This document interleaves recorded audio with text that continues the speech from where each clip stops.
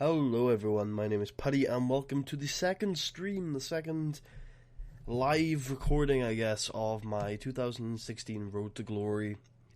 Let's get the game up. A lot has happened since the last recording, so one second. Here we go. So, one of the biggest things that's happened is that I guess, I don't know when we left off last episode, but it is now 2022, so if if you haven't been, if you want to know what the date is, that's the date. I have since the last episode, become a two-time true world heavyweight champion. The second occasion came during a night of extreme controversy when I took on True Kaizo, who is the real Pride Kaizo, or of Pride, Glory, Honor Wrestling. If we find him here. There he is. So, he, of course, was True Kaizo. And I beat him via Screwjob. First Screwjob I think I've done this entire game. And this is like the entire time playing TW 2016. And I did it mainly because Kaizo was being a dick backstage. Kaizo wasn't being that great in the ring. His promos weren't that great, and I decided to cut my losses on him and transfer a bit of his popularity to me. Speaking of me, let's take a look, shall we? So these are my stats now. Looking pretty decent. 60 puroresu is a reasonable amount. I think I can do some good stuff. And if you look at my entire performance row there, I think I'm pretty happy. I think I can be carried to some very, very good matches. The star quality is at 80, which is extremely useful. My babyface and heel ratings are still what they always were because I haven't been working either of those alignments. We've been doing stuff with the promotion that doesn't have alignments, and so yeah, that's where it's at in terms of popularity. Of course, we work in the Kinki region, so the only place that really matters is there. And C popularity is a lot. We've had more. Kansuke Konda has been up to like a B- or something like that, and yeah, we've had more, but that's really good. It's one of the most over anybody in the history of the promotion has been, and I think we're in a good position to be a bona fide main eventer. So yeah, I'm pretty happy with that. We're a good 6 years in, so I'm pretty happy with pushing myself as a main eventer. Hello, Lunatic Paul, welcome to the stream. Thank you for joining me today. Before we go on, I also mentioned what the plan is for the stream today. We're going to get to a tour, maybe do a couple shows, and I also want to test out, I'm seeing on my YouTube dashboard a create highlight button, which I think is new, and I wonder how we can use that to best optimize our streams. So we're going to test that out a little later. Maybe the first show we come across, I'll click the button and see what it does. And yeah, that'll be going on. We don't have a figurehead anymore. I think I removed Kansuke Konda as that. One thing we should probably mention is Kansuke Konda is in a bit of time decline, although he is still probably out and out the best wrestler in the company. He is losing a little bit of his edge, and yep, he's dropped in overness as well. I'm looking at this and I'm not sure whether he ever has been more over than I am. So, yeah, I'm looking in a really good position right now. You may be able to notice I brought in Hyosuke Kokan, who is, if you don't know, Kansuke Konda's long-term tag team partner. And I like this team. I always have liked this team. I think they're a really cool team. And if I'm going to continue to push Kansuke Konda towards the top, I think it should be with Hyosuke. Hyosuke Kokan, which is going to be cool. So, I should mention, the roster is almost completely refreshed, and the reason is that when I screwed over True Kaizo, the entire roster really hated me, and since we're a cult company, I decided fuck them, and I got rid of pretty much the entire roster. The only people I kept were the people who didn't have morale issues, and Americana 2 because he's too valuable to lose, and this guy, I don't know why I kept him really, but sure. Hey Lois Baker, welcome to the stream, thank you for joining me this afternoon. The Prestige of the World title is up to an A, I think, it was an A star at some point. It was held by Captain True Japan for just under a year. Probably will reduce the title's prestige quite a bit. Let's take a look at the defenses. Not sure where the last recording left off, but if we... yeah, here are the whole defenses. If you want to read them, pause. The best is this period in here, where I defended against Americana 2, Akira Serizawa, and Kyuchi Matsumoto. That was probably the best period in the title's history. A couple of stand-up matches here and there. Captain True Japan, as I've nicknamed him. Captain True Japan didn't have the best of reigns, but I did manage to carry him to a C+ towards the end of it. Yeah, I think that's a pretty good way of going about it. The World Junior title I made and then totally forgot about, I think. Yeah, totally forgot about it. So I don't think we may introduce it at some point. We may not. I don't know. And we've got the World Tag Team Champions, which I don't think existed back when we last did a recording.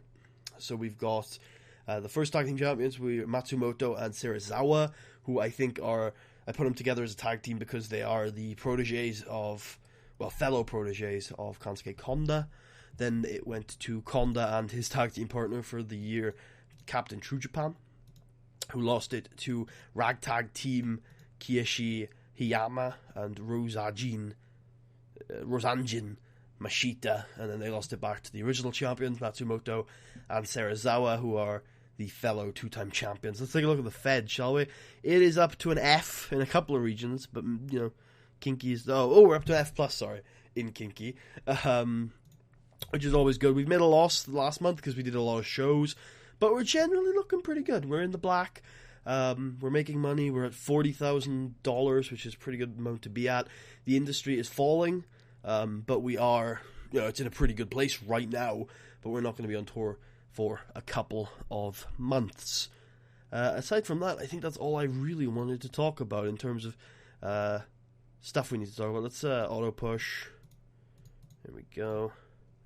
Cool, that all looks good. In terms of our franchise players, this is about what I want to see. Akira Serizawa, who I've always really liked, is a fellow protege of Kansuke Konda, pretty over, tag team champion. Americana 2, fantastic professional wrestler, never really got the spark to get truly over, but as you can see, that's kind of changed now. He's in a really good position, probably going to be a main rival for Putty going forward.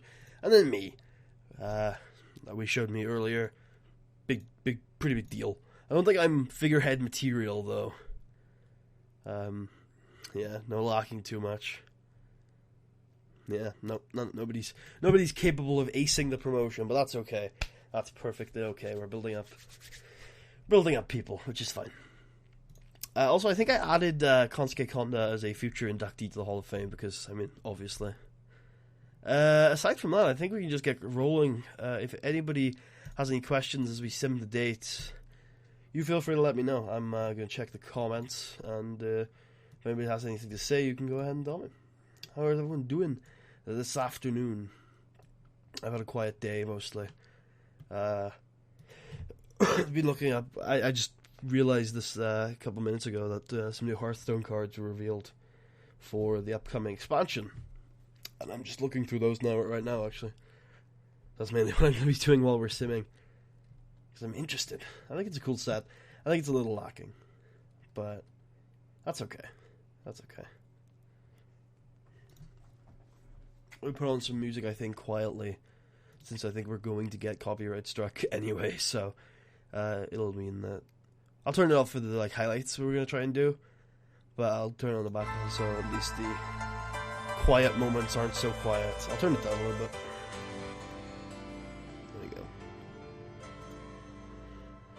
Find it difficult to grow companies in this game? Kind of. Let me turn that down a little more.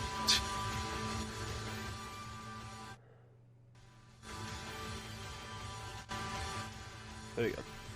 Kind of. I guess I haven't really tried to grow companies. This company took a while to grow, but I think that's because of the tsunami, which really hurt us. I wonder whether industry is having a bigger effect on company growth long term now, and maybe that's the problem a lot of people are running into, if that's a common thing. But Yeah, I think so. I'm trying to think. I haven't grown too many companies. I know it's still possible to create your little, your regional Fed into a cash cow. There you go. Into a cash cow, because I did it with AAA. We were hugely successful. About 10 years in. I've gone 10 years in my road to glory, and I'm still small. I have gone 8. Yeah, and I think I'm still small as well. If we can catch a glimpse, it'll show me, I think. Or we can just stop doing multi-advance. That's a better idea.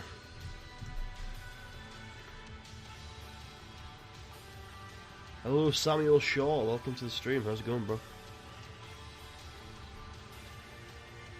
I said stop the multi-advance game. Listen to me.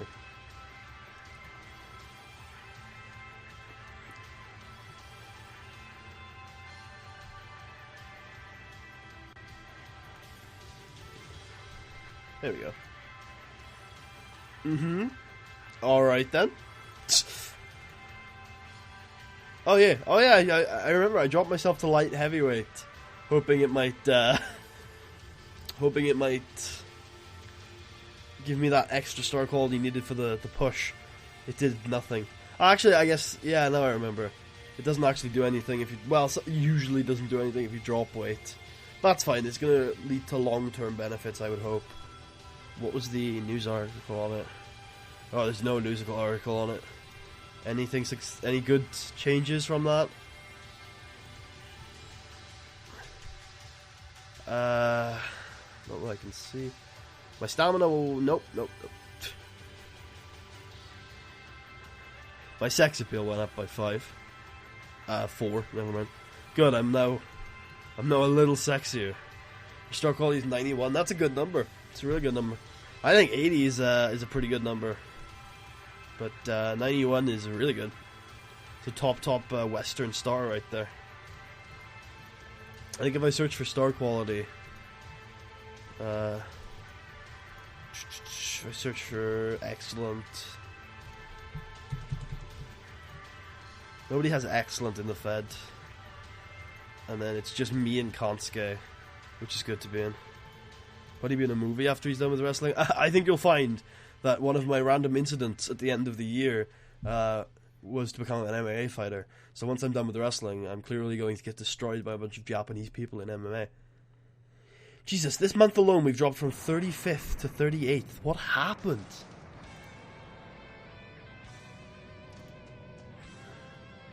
End of month. I had a random body type change. Oh yeah, that can happen.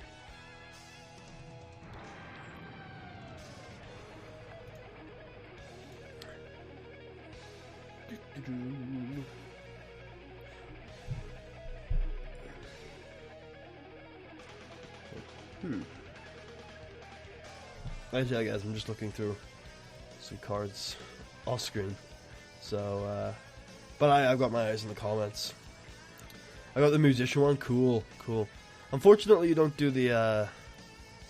You don't get the. I haven't noticed user characters actually doing any of that stuff, which is sad because it would be cool if you could. Putty go to the UFC and get killed by McGregor. I don't think I'm in McGregor's weight class. I think I'm like mid 200s in this save. In real life, I'm probably like late 200s, but in this save, I'm like mid 200s. So I think I outweigh Connor by quite a bit. So I would imagine I would actually kill him. But if I tried to get down to his weight class, he'd probably murder me. Yes. Yeah, I'm close to Brock Lesnar's weight class, and as we all know, the UFC heavyweight division is relatively uncompetitive, so I might have a chance there. But I am currently living in Japan, so be a bit of effort to do some UFC shows. What? Kansuke, what are you talking about? Auto push. Shush. Shh. Kansuke is not a main eventer. Is that what he's complaining about? Does he think he should be a main eventer? Oh, he's an occasional wrestler. Oh, yeah, of course. I still think he should stay there. So I'm gonna leave him there. and he might get super pissed at me, but he's never gonna leave because he's the owner, so fuck it. Because I just want him to be an occasional wrestler. It's just what I want. And yeah, back to the like randomly like MMA talk with my character. I could totally bulk up to 260 pounds, but I just lost some weight in the game, so it'll be a bit of effort. Plus, I'm not doing MMA fights right now. I'm focusing on my professional wrestling career, you know. Doing a Japan ShamWow commercial. I'm just gonna assume you meant ShamWow and not shampoo. So. Ooh. A couple of interesting cards over here. Huh.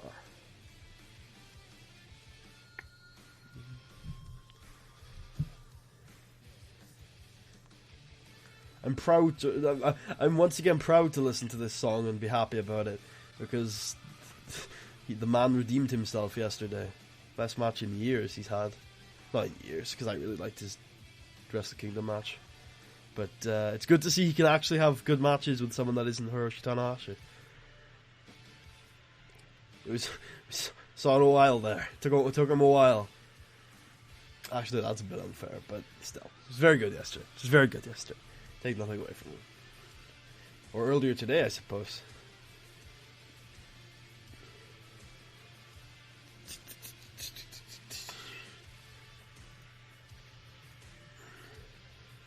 Oh, and I think Paul said that you might try the Road to Glory thing.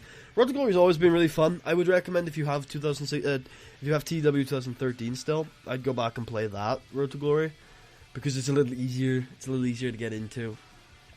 It's still really fun and challenging over there, but in 2016, a few things, especially at the bottom hump of professional wrestling, are particularly challenging. Makes it a little more difficult. Hey Goofy. It's not morning for me. It's late night. Well, welcome to the stream. Thank you for joining us this afternoon. Plan for today is to get to the next tour, do some shows, and test out this new highlight button I have. So, would you go watch Tanahashi versus Angle? Who would you put over in that match? Probably not. I would probably not go and watch Tanahashi versus Angle. I mean, it depends what the rest of the card is. But I'd like if I had this like if I had the service, let's say they put it on high spots or something, and I'd be like, I'll check that out. But I wouldn't like go out of my way to watch it, because I don't really like Kurt Angle, and Hiroshi Tanahashi's body is falling apart. Ooh, Complan. I like Complan. Who would I put over? It depends what the Fed is. It doesn't really matter, I suppose. Tanahashi, if I got the choice. Got a little more leg. Got a little more. What's the word? A little more future. I had Tanahashi versus Angle, and I put Tanahashi over, and it got 70. It was once in a lifetime. That sucks, man. But I suppose it's probably because Angle would be so far in time decline. Okada's already over in the US. He's more over when he does the ROH tours than he is in Japan. He draws more money for ROH than he does for New Japan, percentage wise.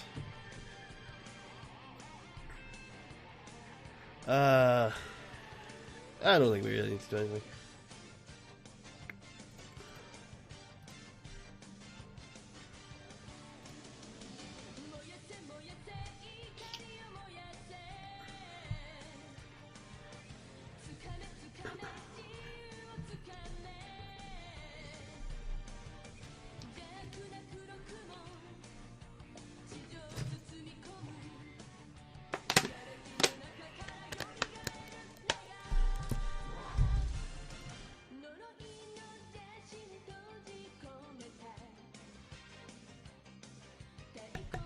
And tighten up your drug policies. Gosh.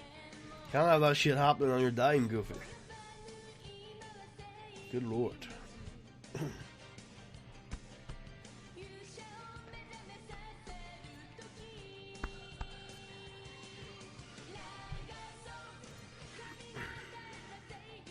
Liger's in his 50s and still really good at the wrestling, though. Like, he is a lot better than a lot of, like, 40-something-year-olds. He's really good. Like, he's actually had a really good year this year.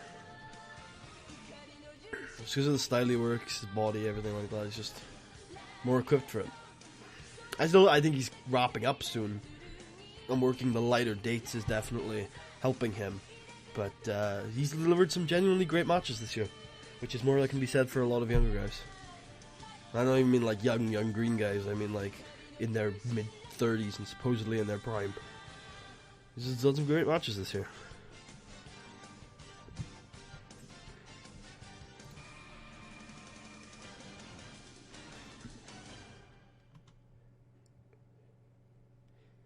I'll probably, if we're going to play this playlist repeatedly, I'm probably going to have to expand it a little bit. No, you shouldn't hire Rey Mysterio and name him Tiger Mask 4.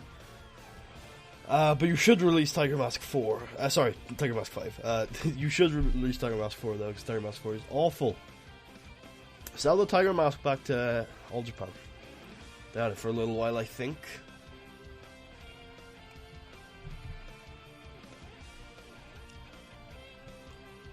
What items are awaiting my... Oh, it's the Kansuke Konda complaint. I don't care, Kansuke. I hope you retire soon. That's all I need.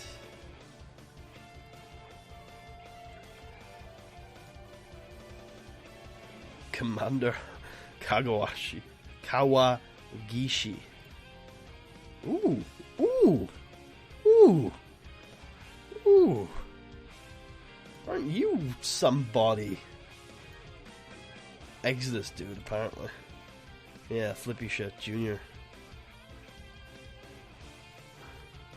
Ha! I kind of want to push him as like the junior champion or something. That kind of piques my interest.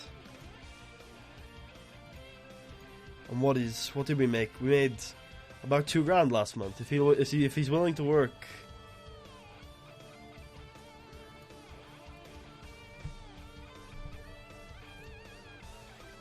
I like him. I think he's good. I think he could add a lot to the promotion, so...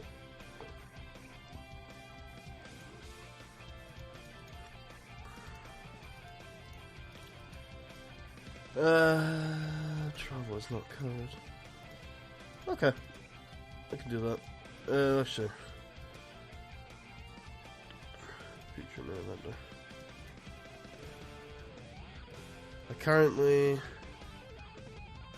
I currently Kawashima, because Pride died and he works all over the world. I can see Liger hitting Liger Bomb and right hand.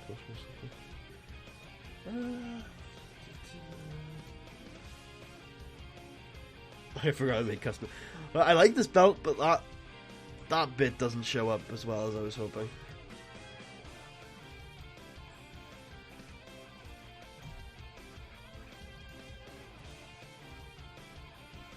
You currently have Kawashima. Oh, Kaizoi? Discount Rainmaker? Yeah, I like him. Pride is an interesting one this year. I played quite a bit of them in 2016. And I'm still not quite sure what I think about them. But I like Kaizoi for what he is.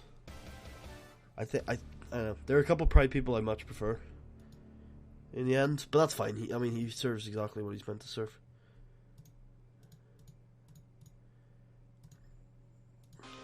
Okay, now you're not going to be called Commander. So... Oh, I like this one. Yeah, okay, I like this. Reminds me of Go Shiozaki.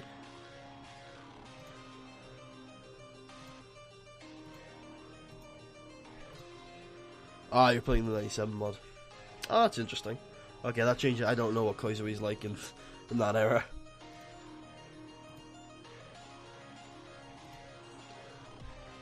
Who the fuck are you? This is one of the things you're gonna have to realize with my rosters. There are a couple of people. Oh God, there are a couple of people that I don't know anymore because it's quite a refreshed roster. Also, I haven't played in a while, so.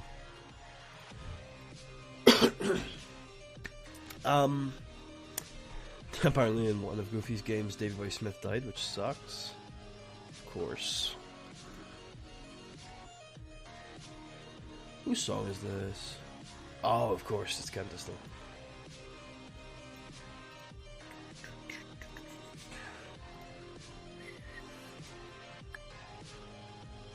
Oh, it's a day of fitting songs, considering he returned to action a couple of weeks ago. Yeah, Peas in a Small British Man's pretty good. Can imagine him adding some good flair to that storytelling.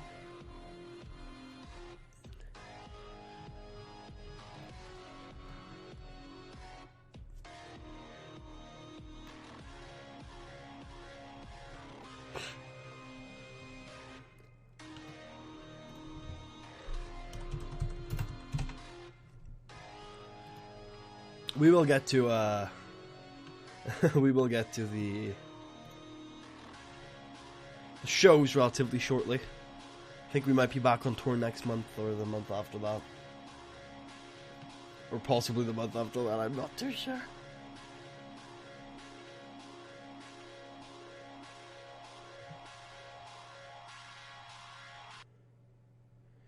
What an ending to that. what a...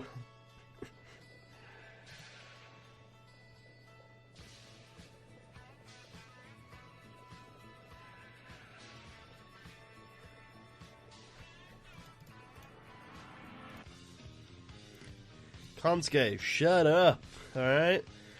I think I've made it brutally clear that you ain't gonna move from that position, so you can either deal with it or fuck off. May, which is... So yeah, it's gonna be a couple months. I guess I'll put Kansuke as an upper mid-carder. By the way, what is that? This guy, he's at a mid-carder, which is good. I suppose we'll put Kansuke at an upper mid-carder because it's going to make the auto-sim go a little faster. So, yeah.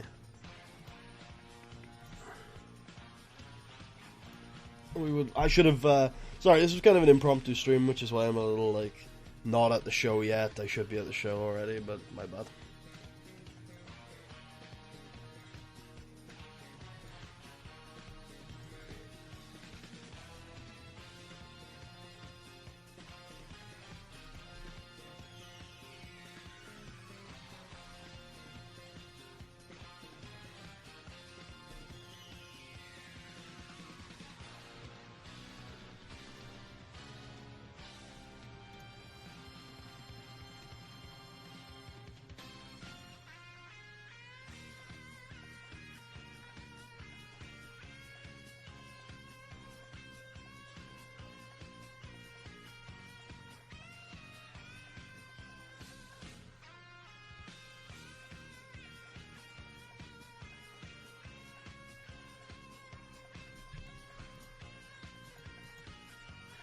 Uh-oh. This Trinity's going to war. Why? Why, Exodus? Because I signed your former ace? You shouldn't have let him go! It's your own fault. Why Exodus, though, of all people? Because they're signing people, or are they? They're regional. Oh god, they signed Emerald Angel! Wow.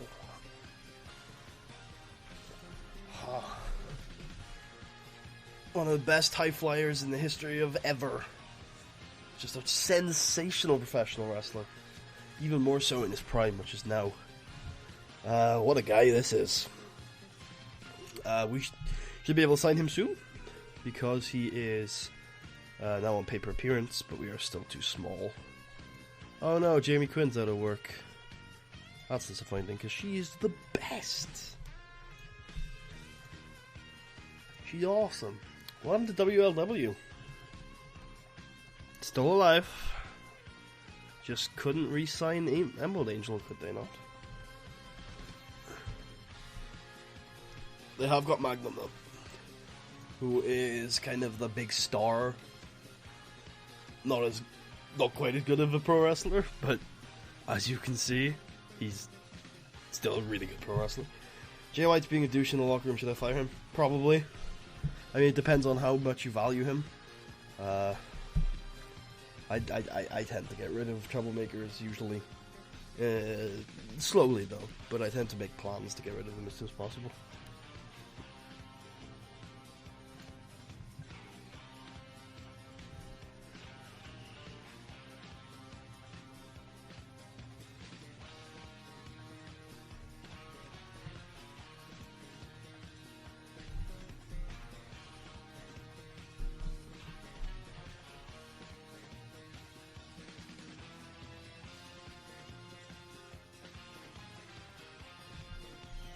Lewis Baker says keep him.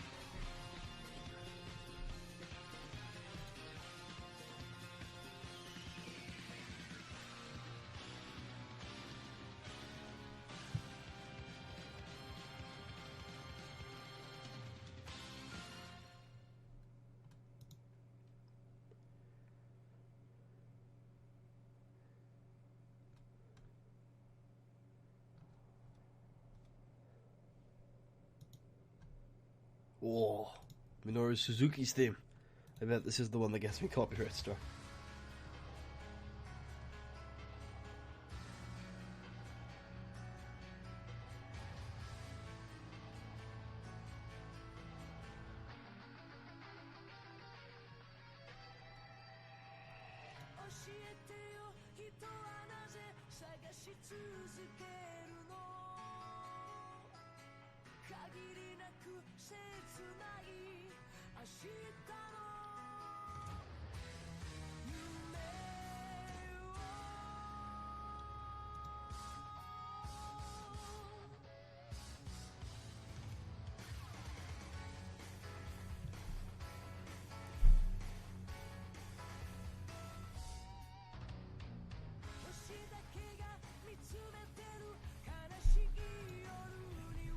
Actually, do I have my phone handy? 1 second. Oh, I do. Awesome. I'm gonna play Hearthstone on my phone while we live. Sorry, guys. I don't know what to do. If you got any tips for things I could do while we're waiting, I'm open to them. I just don't have any ideas, really. Could record a podcast. That might not be the worst idea in the world, actually. I'm gonna try that. Alright, let's test out the YouTube highlight button, shall we? 1 second. 1 sec. If this is gonna happen, I want to try this. There you go, we got the cherry blossoms in the background. Create highlights.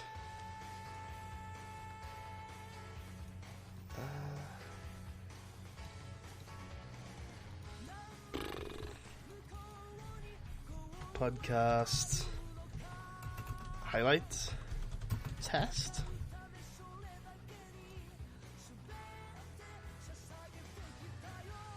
Okay. So hello everyone, my name is Putty and welcome to another annual edition of the Sunday podcast. I'm actually going to throw TW up on the screen so that the people watching the stream have like something to look at. Although I guess it's not really anything when we're just skimming through the months and shit. Ooh, what a profit in February.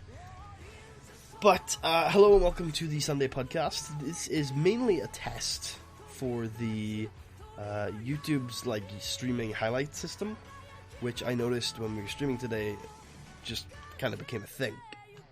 And I just want to test to see if it uploads the video nicely. And so we're going to do a podcast today.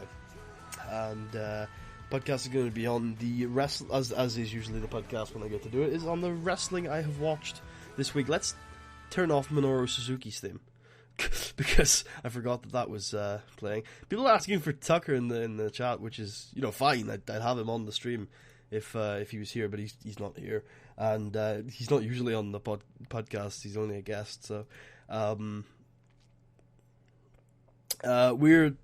we're going to talk about the wrestling I watched this week. So we got a lot of things this week, a lot of G1 stuff, some of which was really good, some of which was less so.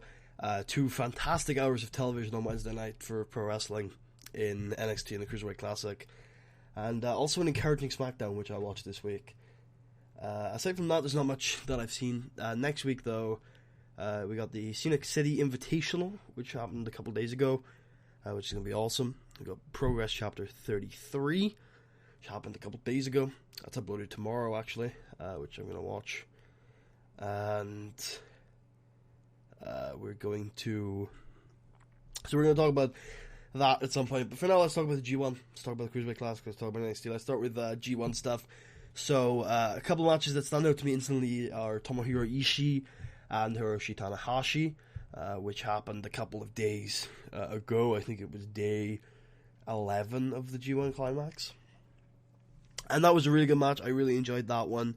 It was really refreshing, and I guess I'll talk about both of Ishii's kind of doubleheader hits over the last couple of days. We had Tanahashi versus Ishii, which was great, and Ishii versus Okada, which a lot of people have loved. I thought it was really good. I didn't think it was match of the year contender by any means, but I thought it was a really good match, top percentage of matches this year.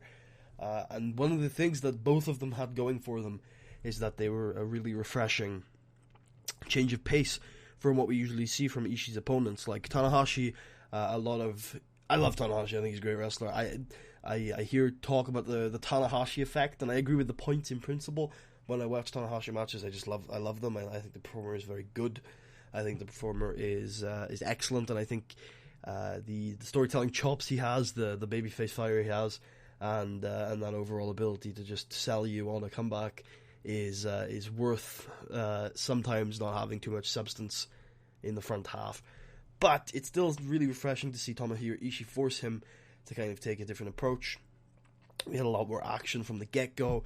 It was a lot faster paced in a way, but it's less that it was faster paced and more that we crammed a lot more substance into the same period of time. And I really enjoyed that. I thought both matches, and the Okada match was just great. There were a lot of really great sequences in that match. I felt like there were story threads being thrown around. I didn't feel like they tied them together particularly great, which kind of, it felt like a high 4.25 for me. I've gone 4.5 because I think that's where it is, but I didn't feel like it. I think it was a threadbare 4.5, but it was incredibly enjoyable. And Tomohiro Ishii is having a great year.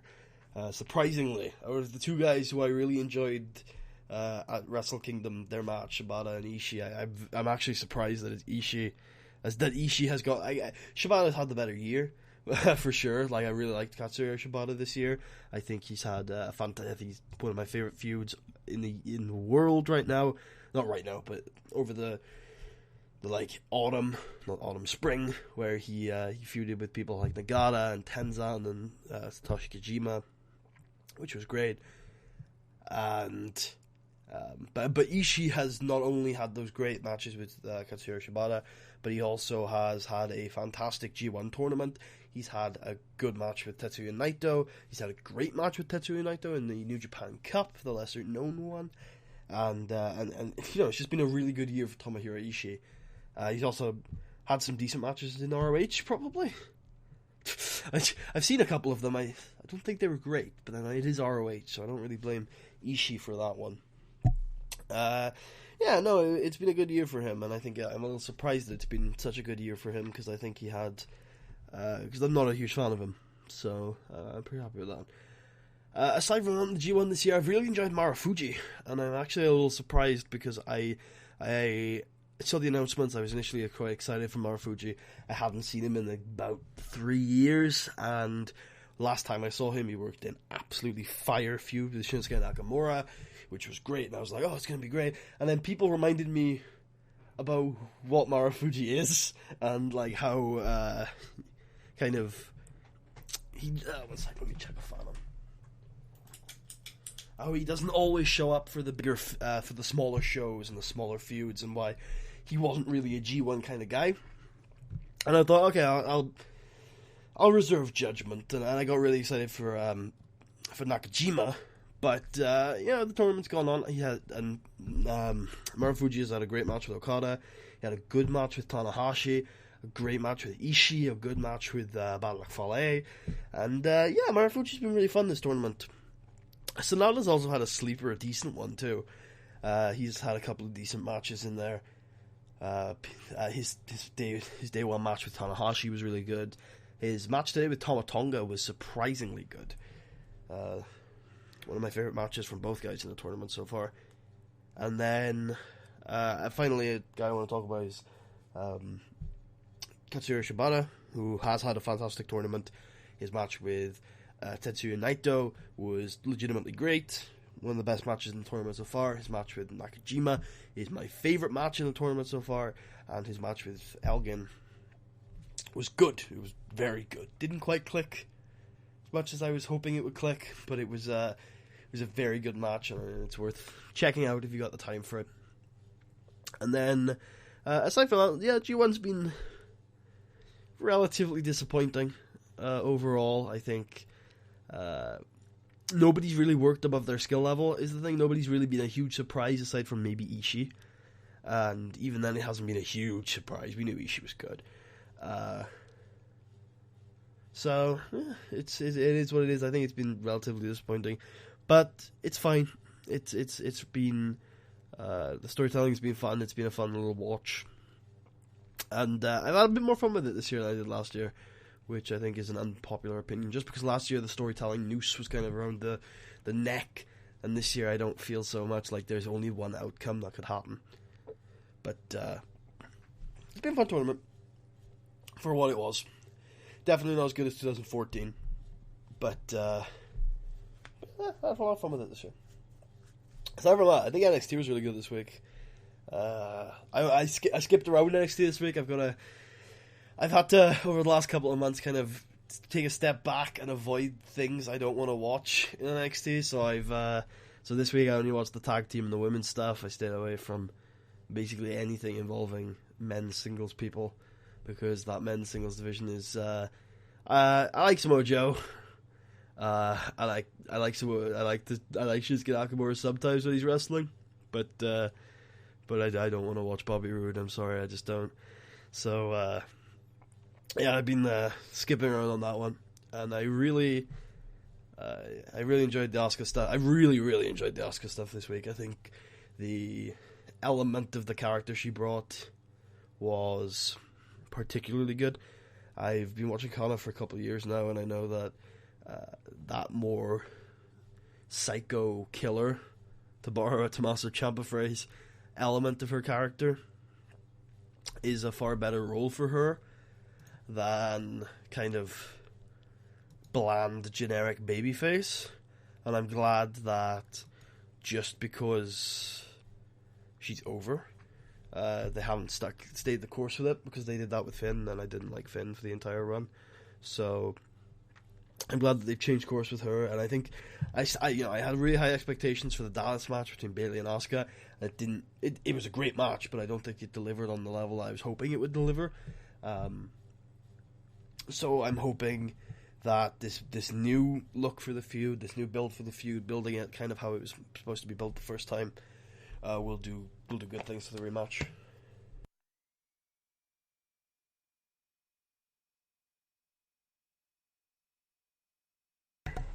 The tag ranks this week were really interesting too. I generally like. Oh, I need to cough. I generally like all three guys who were involved in the tag segments this week. I like their promos. I like their in-ring style. Obviously, DK, Will-O-Wisp, whatever, haven't been given a lot of time to develop yet as characters, and that's definitely a concern generally for NXT and for the tag division as a whole. But I think they're going to grow into it, and I think Tommaso Ciampa and Johnny Gargano kind of show what can happen when you just get time and you get development, and I think that's a good chance for TMDK to do the same, because they're very good professional wrestlers. I mean, they're okay. They're good tag team guys, and I'm really enjoying the tag division in NXT. I think I have been for all year pretty much, and I think it's their highlight this year. Which is a shame, because their women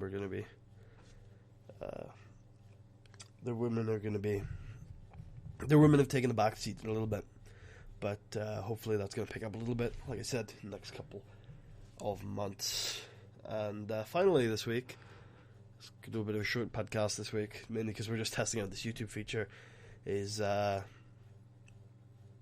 going to do the Cruiserweight Classic. So I will say that the Noam Dar and whoever the fuck he was facing match was not particularly great this week. That, I think it's probably my least favourite match of the round, which is okay. It's been a relatively fun round, though. It's been a fun tournament so far, and as we move into the next round, I think we're going to see a lot better matches, which is great, because we've already seen so many great matches. I think Tommaso Ciampa versus Johnny Gargano is actually a match of the year contender. I don't say that about a lot of matches. But you know, and I'm always the guy who's like, it's not. I don't think it's actually a match of the year. I genuinely think that match is a contender for it. I don't think it's going to win my match of the year, but I think I have to think about it. It was genuinely that good. It was genuinely a great match, and somebody Shaw just said it's CSJ versus Alexander in round 2. No, it's not. It's Ibushi versus Alexander in round 2. I think. Yeah, I'm pretty sure it's Kota Ibushi versus Cedric Alexander. And but yeah, the Tommaso Ciampa versus Johnny Gargano match, we should talk about that. So they had a few looser threads out there in this match, like the Ishii versus Okada match. I think this one did a slightly better job of tying the looser threads together. And so basically, Tommaso Ciampa was working kind of the striker versus grappler storyline for the first bit of the story, at least, you know, for a decent chunk of it. And it was interesting because Tommaso Ciampa is a very good striker. I think he did very good at working that side of the story. Problem is, Johnny Gargano didn't really work the other side of the story. He wasn't working the grappler side of the grappler versus striker story. And then we had Gargano working the babyface fire side of a babyface fire story, whereas we didn't have Tommaso Ciampa working many heel heat segments, which, again, that felt a little disparate, but it kind of was okay because they were both playing those roles so excellently that it didn't really matter that they didn't have a particularly strong partner to work off of. With that said, they started to tie it together in the second act, where it switched from that more traditional match without stakes story into more of a story that explored the relationship between Gargano and Ciampa, and the hesitation spot was one of the best spots of the year, probably second behind the slap from Dome. For me personally, it just excellently sold the story being told, excellently was built to, and was excellently played off of.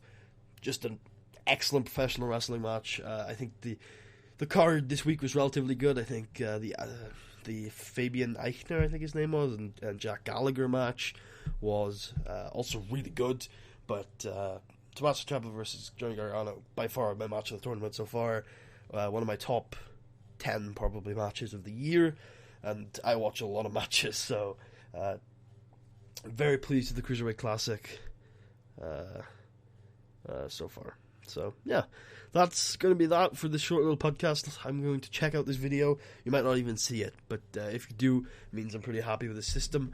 This is also an archive from my stream, which if you missed, you should definitely check out my Twitter account, which is linked on my channel, which I always tweet out when I'm starting streaming. So, yeah, hope you guys enjoyed. If you did, leave a thumbs up, check out our series, and I will see you guys next time. Peace out.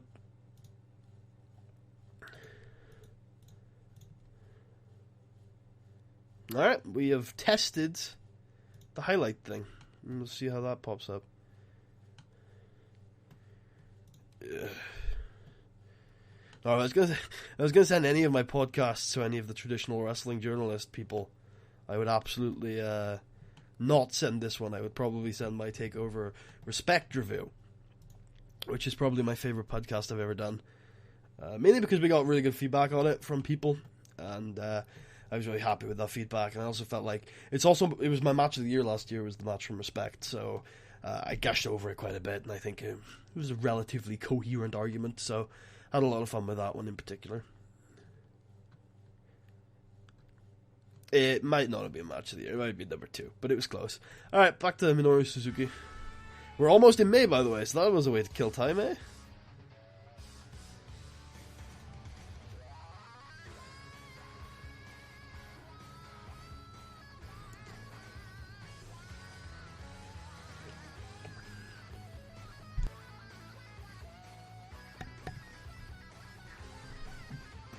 I booted up SWF save the other day, or yesterday, just for a little bit. I played a bit around with it. Jefferson Stardust was funny. That team he has with Huey Cannonball is particularly strong. I really like that team.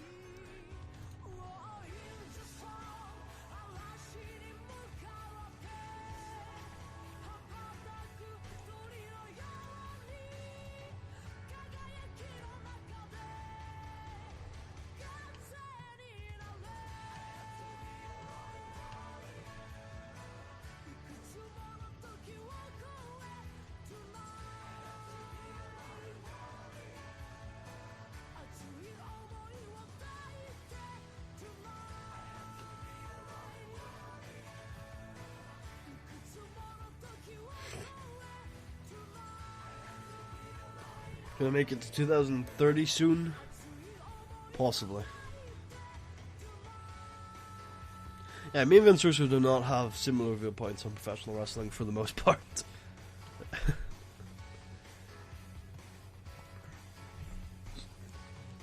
Although we do both dislike Finn Balor, but for different reasons. So, you know. There's that.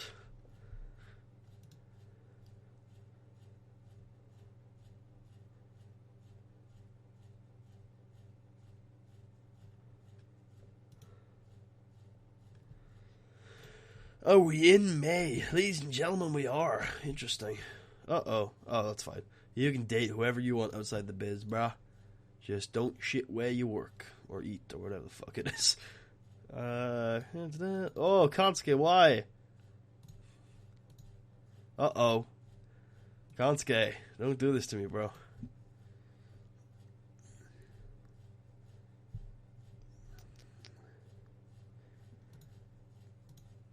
Oh, is this the end of my...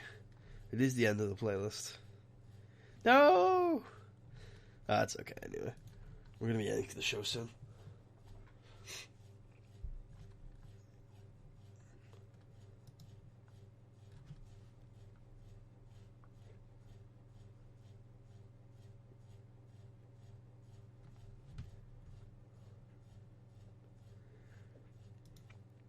Anyone loyal to you yet? Yeah, quite a few, actually. Quite a few. Let's have a look.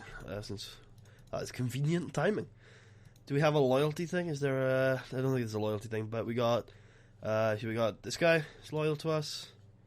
This guy is, for some reason, loyal to us. This guy. This guy. This guy. This guy. This guy. This guy. Not me. This guy. This guy. This guy. This guy. Yeah, good. Where did you get the name Putty? It's my last name. It is my shoot last name. No, Americana, don't go. I need you here, bro. I need you here to be the flippy dude and to work those matches with that new junior guy. Kondo will be hopefully retired when 2030 comes along. Backbone of the roster. Alright, fine. I'll give you an extra $20 a show. You stingy fuck. How long can you play this game when this game ends? What? What do you mean, Goofy? Further explain yourself. Who the fuck even are you, by the way? Are you a protege of Kansuke? No, why have I kept you? Oh, because you're one of the Puro guys, probably. You're also loyal to it. Fuck it. Fuck it.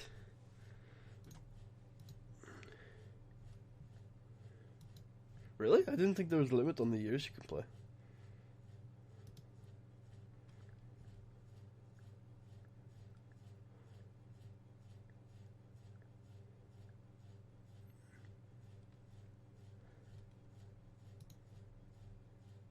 Uh-oh, we got Broken Goofy in the chat.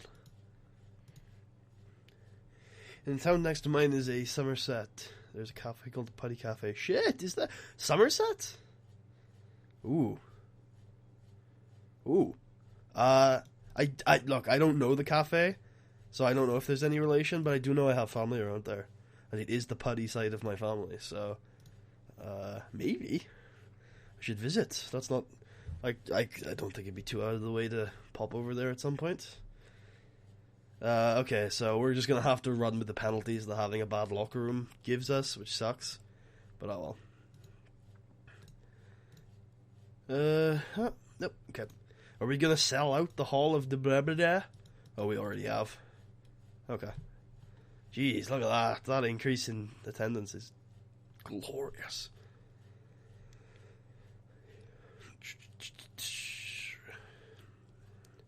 Also a kid in my school tutored with the last name Buddy. I mean, it's not that uncommon of a last name, to be fair. Alright, so we're going to start off this year, give locals a chance. I agree with you. We are going to start with the new dude, Shozo Miyazaki, taking on the champ, Putty. And is going to be for the title. And I forget what I'm like. What's my stamina at? It's at 62. Yeah, 60 minutes seems about the time we should be giving for this. And I'm going to put myself over, but he's going to be given a chance to prove himself. See how he does. But Kansuke in charge of the agenting. He is a little unhappy. Well, he has... I'm a little surprised about that, actually. Because I am more over than him. Are you a bastard? Yes, you are. You're egotistical. Oh well, we'll just have him like beat everyone most of the time. But for tonight, you will be kept strong, and you will lose because you've got to be blooded into the promotion. I know you're not a young boy; you're pretty old actually, but for the good of the promotion, you need to be treated like a young boy for a little bit. So Kansuke Konda and Yosuke Kokan. And we're going to have Kansuke lose this one.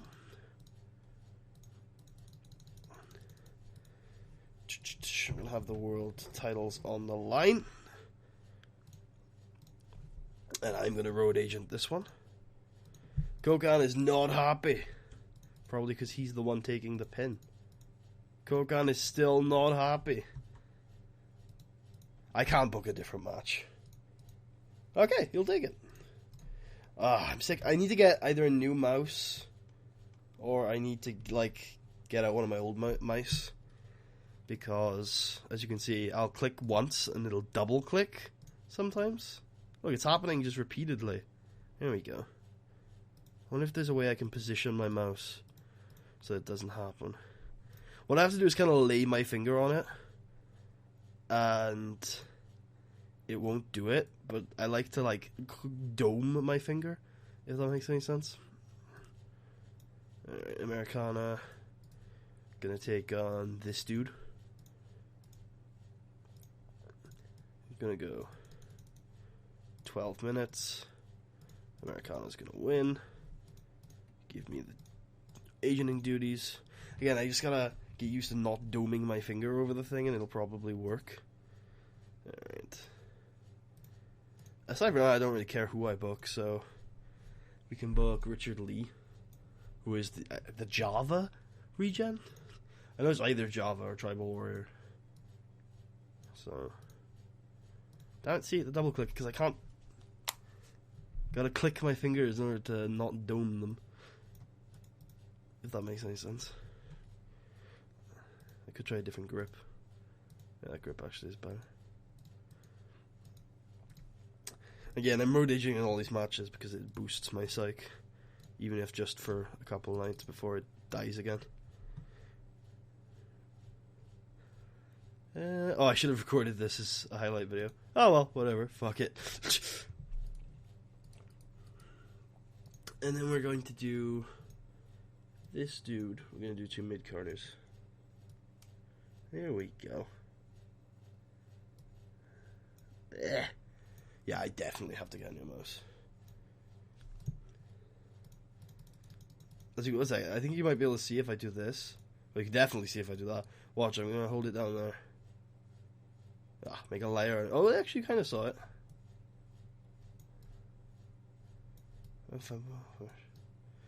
Whatever. You could kind of see it when it just like releases without my permission, which sucks. and double clicks. The double click is actually more of a problem today, which is a little weird. But oh well. Me. I need to book at least 3 more minutes, so I will book myself cutting a promo. Well, like all of the roster, aside from the new guy I just brought in, is a young talent. Like if you look at the roster's ages, although I do think everyone's kind of grown up a little bit since the series started, but the only people who are over 30 are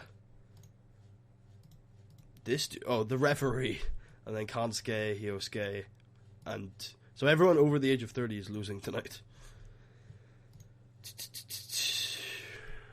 Oh yeah, we need a technical masterclass on the show. I forgot about that. That could be this one, this squash match. I am pushing local competitors. Technical masterclass. There you go. Almost everyone on the show is local, I think. Is Richard Lee Indonesian, so he's foreign? I think it's just me and Richard Lee are the foreigners. Yeah. Oh, and Americana. There you go. Alright, we got everything we need? We are. Let's get rolling. We sold out the Hall of Nagatama. And in a terrible match, we get a pinfall victory with a flash spear. A lack of flow. Okay, that's fine. This one is an F, you expect that. Needed more time. Yeah, this was a throwaway match. They got a D. I think that's good. And Americana 2 defeated random guy. And separated shoulder. Damn, just after we re-signed him as well. D+, good upscale. Matsumoto and Sarazawa defeated these two, who I forgot to add as a team. Well. And surprisingly, the young guys outperformed the old fucks. So it's a good deal. It's a good thing I kept the title on Sarazawa and Matsumoto. And the main event of the evening, it's a C-. It's not bad. This guy clearly hasn't, clearly isn't the best, but he's alright. He's alright. Then the promo is good. Overall show gets a C-, which is good. Although I just remembered, actually, that we had a bad locker room. So that's probably a penalty.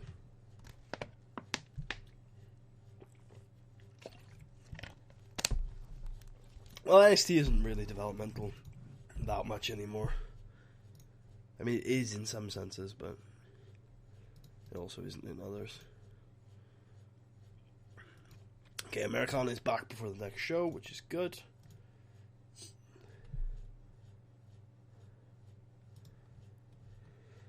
And then we will we'll end the tour out, and then we will wrap up the stream. Don't worry, that's going to be in like half an hour or so. We will at least have a little bit more. Who is the youngest wrestler in TW 2016 in 2022? I don't know.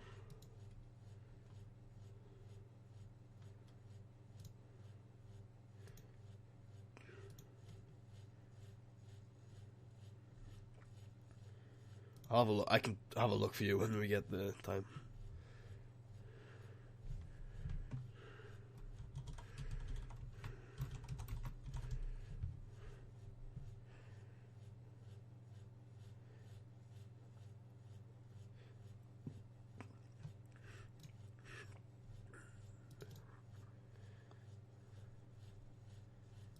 Okay, let me just take a look.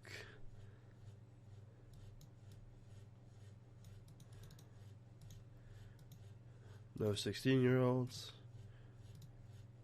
These are 17-year-olds. One of which is Japanese.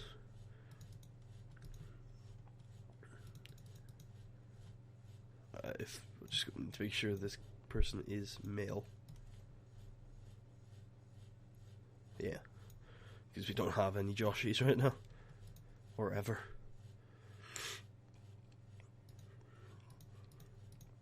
I never went in the Part 500. I think it's Wolf Hawkins. No, it's Gino. Gino Montero. Huh. Blood Raven of all people last year. I remember that. The usual suspects. The usual suspects. Yeah. How are you saying you? Only a month off. It's not a big deal.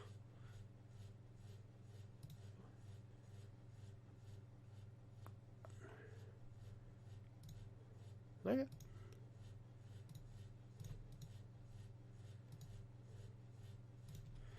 Good stuff. Good stuff.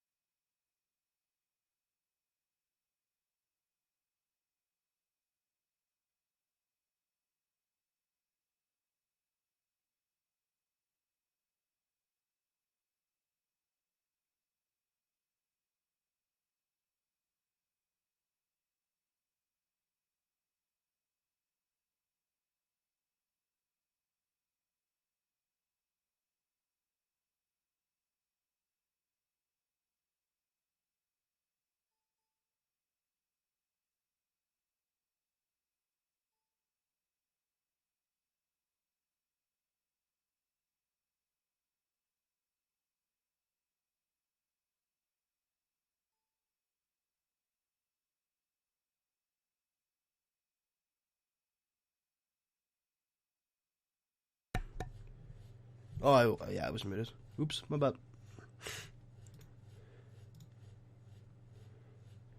Huh, that was weird. No clue why my mic got muted. Not sure when my mic got muted either. No. Refused. Reject. Absolutely furious. Okay, well, fuck off then. Thanks for coming, Kokan. You were good for a little while.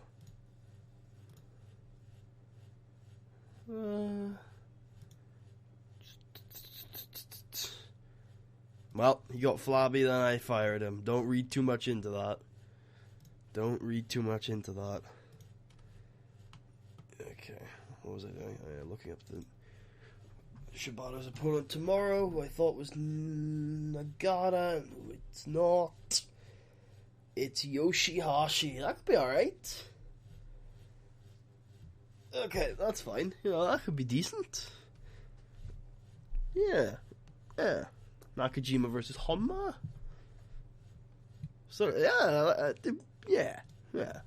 I'll watch B Block tomorrow. I imagine Lobby is still working. Not working, I imagine he's still about, but I imagine he's retired now. Because he is quite old. I think he's probably around 48.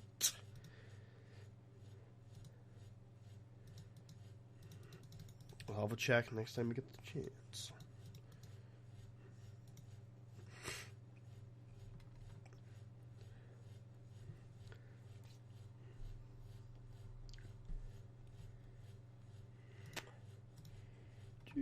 I'm gonna pop the playlist back on My opinion about Vince Russo, I think he's a pretty bad booker. Entertaining character, I suppose. Not a great promo, though. I'm going to restart this playlist and I'm going to go to the toilet. It's like, I'll be right back. Oh, advertisement. You might get those, although I shouldn't be gone too much longer. So, yeah, there we go.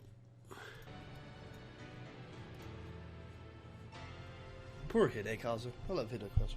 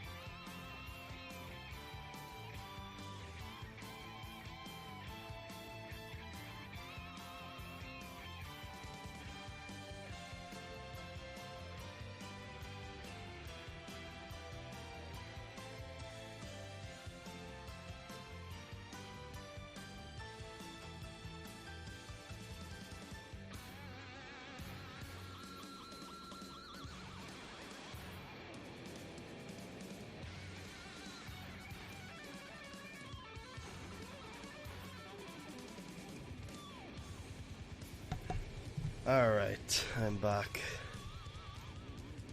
Yeah, no, Vince Russo is good at, like... Vince Russo is good at hitting a certain lowest denominator market that is very large.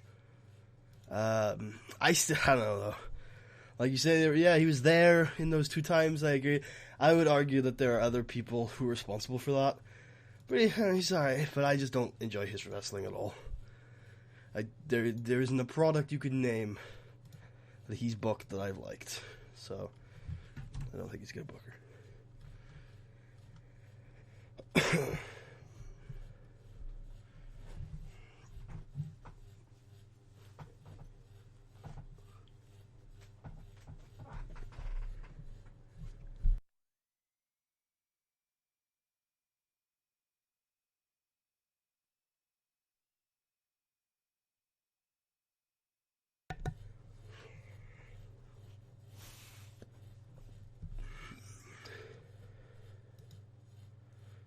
No, I am not signing the hot dog.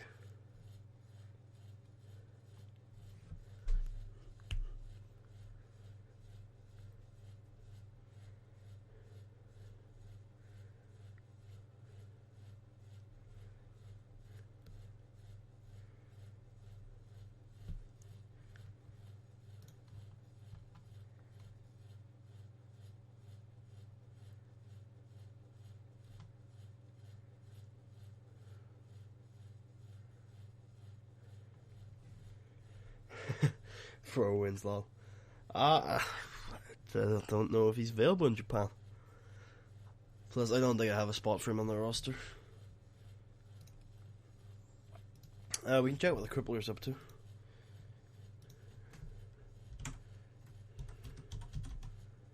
He is unemployed. Retired. Huh.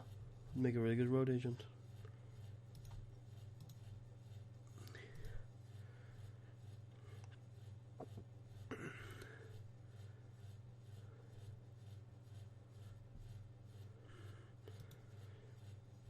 Sure, I'll check out for sure right now. He is available in Japan. Looks alright, yeah, looks decent. Probably not sure he'd fly all the way out here. But he certainly looks decent.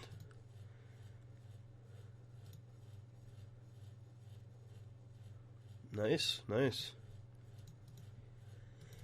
And we will auto push to get good old Americana 2 out there. And then we will head to True Reunions. Good stuff.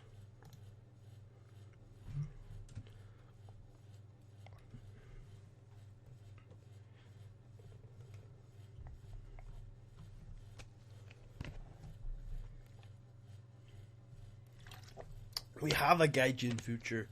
It's me, and it's Richard Lee. Our Gaijins are pretty, stacked right now. In fact, we need more native boys. Not more native boys, we need to build up our native boys a bit better.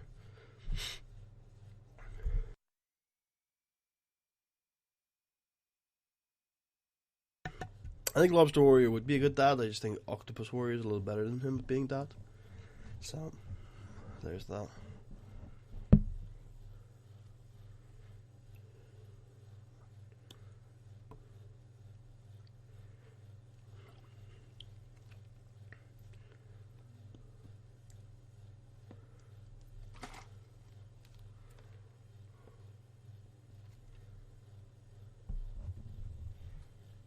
African Earthquake. Just re-signing. Good stuff. And we got a showtime.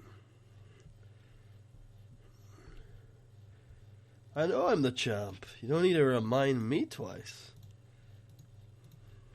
I still need to fix that backstage. Alright, we're gonna do Americana versus me. It's gonna go. We're gonna go 20 on this. You know, we probably shouldn't, because I feel like it. And I'm going to win.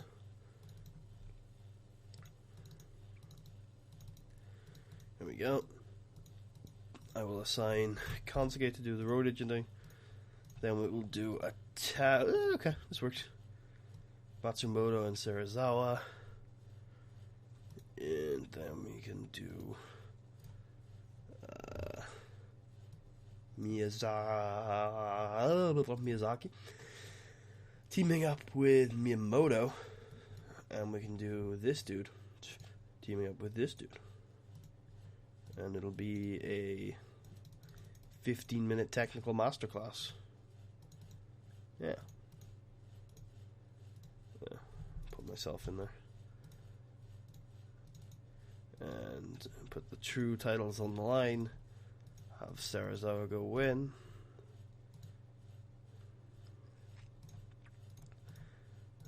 Stop double clicking for me, game. I don't like it. And then we're gonna have this dude. He's gonna beat up the 17-year-old, who is already an opener, which is good. Which is a good sign for the young boy. I'm going to road agent the thing again. And then we're going to do this dude versus this dude. Just random match. Yep. Do that for like 10 minutes or 9 works. And see how many. Oh, we need to book another 10 minutes. So I will book another match.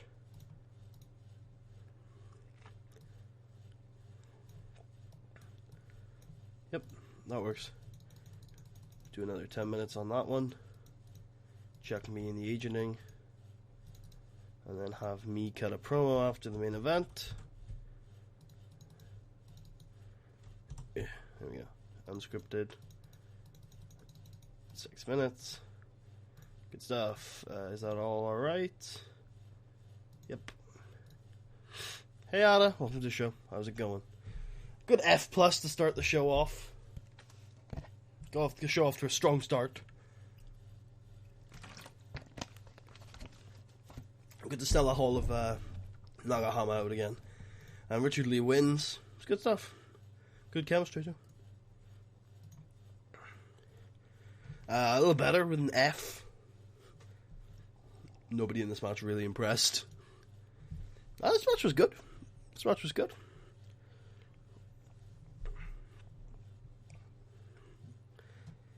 Got the crowd hotter, which is good. And a really good performance from the young boy, actually. Good stuff. Good stuff. And this was alright. Could have expected a little better from this one, but they retained their tag team titles. And this is not a good tag team. Duly noted. This is a very good tag team. And out of everyone else in the match, Fukuda and Miyamoto were the best. Okay, and on to the main event of the evening. She gets a B. Wow. I think that's the best match of the series so far. Wow. It's a little surprising, especially with our backroom penalties we're getting. Nice. I pin Americana. Nice. Good stuff. Retain my world heavyweight title. Teaching Americana 2 Afu performance skills. Promo not so good. Apparently I'm not very good at the whole unscripted promo thing. Good show. Good show. Yeah, I'm definitely putting myself over a lot in this save, but it's mainly because we don't have as much time. It's a little harder to get to the top, and so I can't just take it easy and expect myself to get really good grades. Plus, I am one of the best wrestlers on the roster, so they kind of need me. Did I watch the Olympics? I watched a bit of the Olympics today. I watched the judo, the men's 60-odd, I think it was the 65 kilogram stuff, the one with the Russian and I want to say Azerbaijan final, maybe Kazakhstan. I think it was Azerbaijan though. And then I watched a bit of the gymnastics. And I was gonna pop in to watch a bit of the rugby, but I decided not to in the end. And I started watching the boxing, and I wasn't too into it, so I was like, eh. I did see the French guy, not live, but I saw afterwards on Twitter what happened to the French gymnast. Tatsui, we like Tatsui. He's a good ref. There you go. You know your role. You know what you do. Yep, still about where we expect to be. Now to a C+ in overness, which is great. I did. He seemed really composed about it all, though. Honestly, it felt the way he was reacting. It felt like he was more disappointed than actually hurt. So, yeah, definitely horrific.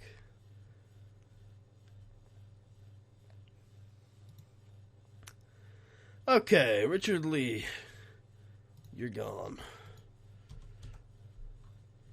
Goodbye, my Gaijin friend.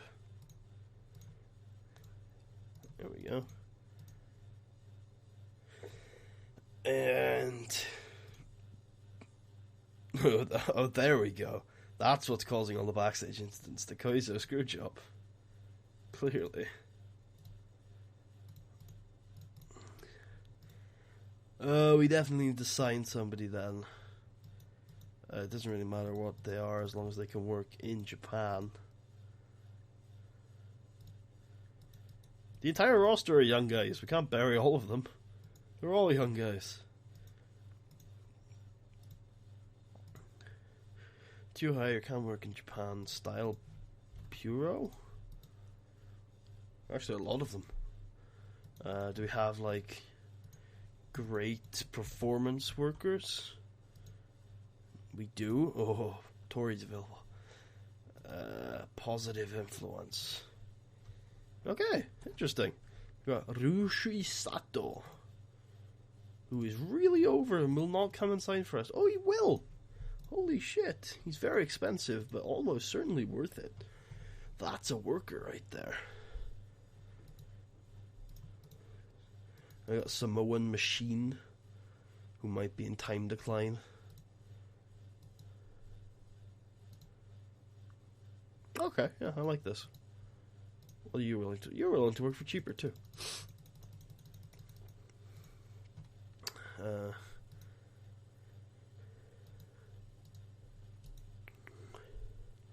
Gonna do Gatekeeper. You would be willing to do the Gatekeeper thing, but for more money, which I think is probably fair.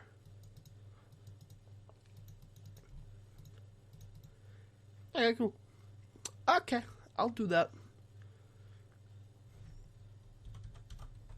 Is Rhino Umaga available? Oh, yes.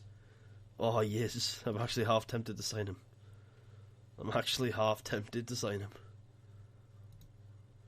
That'll be another day, though. Probably. Chemistry. No good chemistry yet. Unfortunate. Alright.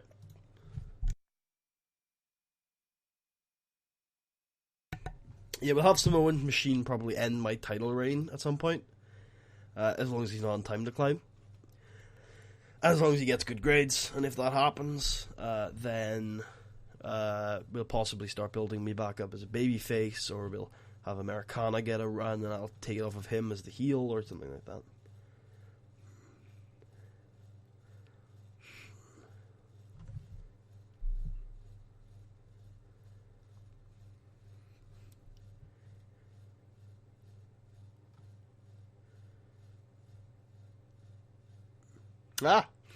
Pretty much nailed it, Ada.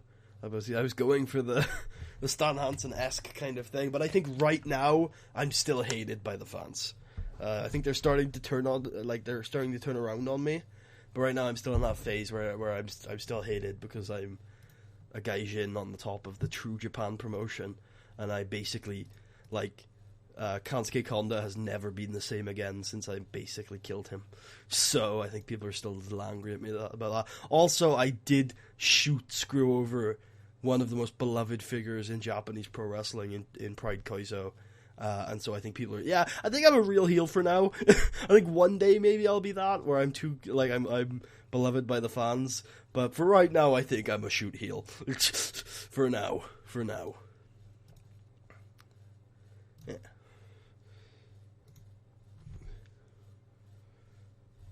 One day.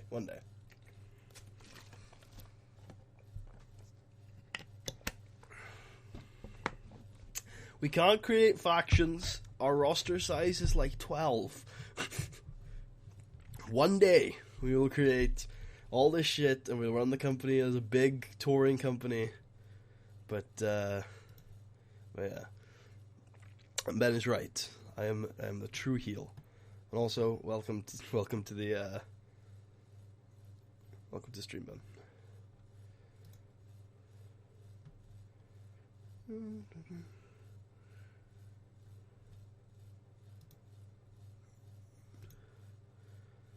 How many months in the year are you on tour?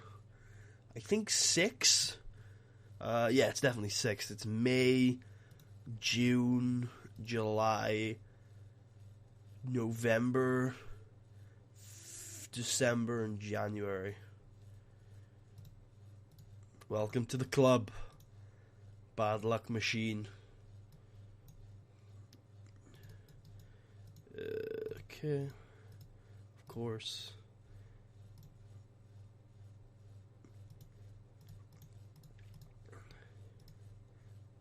We're not going to do any joint shows yet. I like that idea. Oh, he's not in time decline. Oh, that's great. That's interesting. Huh. My stats haven't changed much, I don't think. They're about where they were the last time we checked. Definitely capped on those two things, sadly. Yeah, I'm relatively poor as a worker, but I don't know if this run's going to be successful. I still think I can be carried to something really good. Possibly not in this Fed, but we're not leaving this Fed, so meh. You're not actually allowed to do alliances, Goofy, unfortunately. It's part of the Road to Glory rules.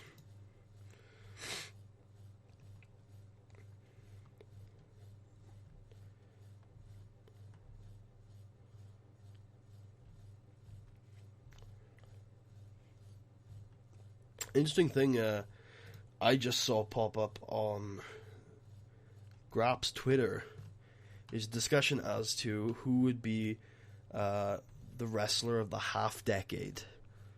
And the guy Meltz listed was Tanahashi. I saw a little argument in there for AJ Styles, and Meltz's reply to that was that AJ only had 2 years at that level. And I think that's very fair, actually. I was thinking to myself, oh yeah, it's got to be AJ Styles.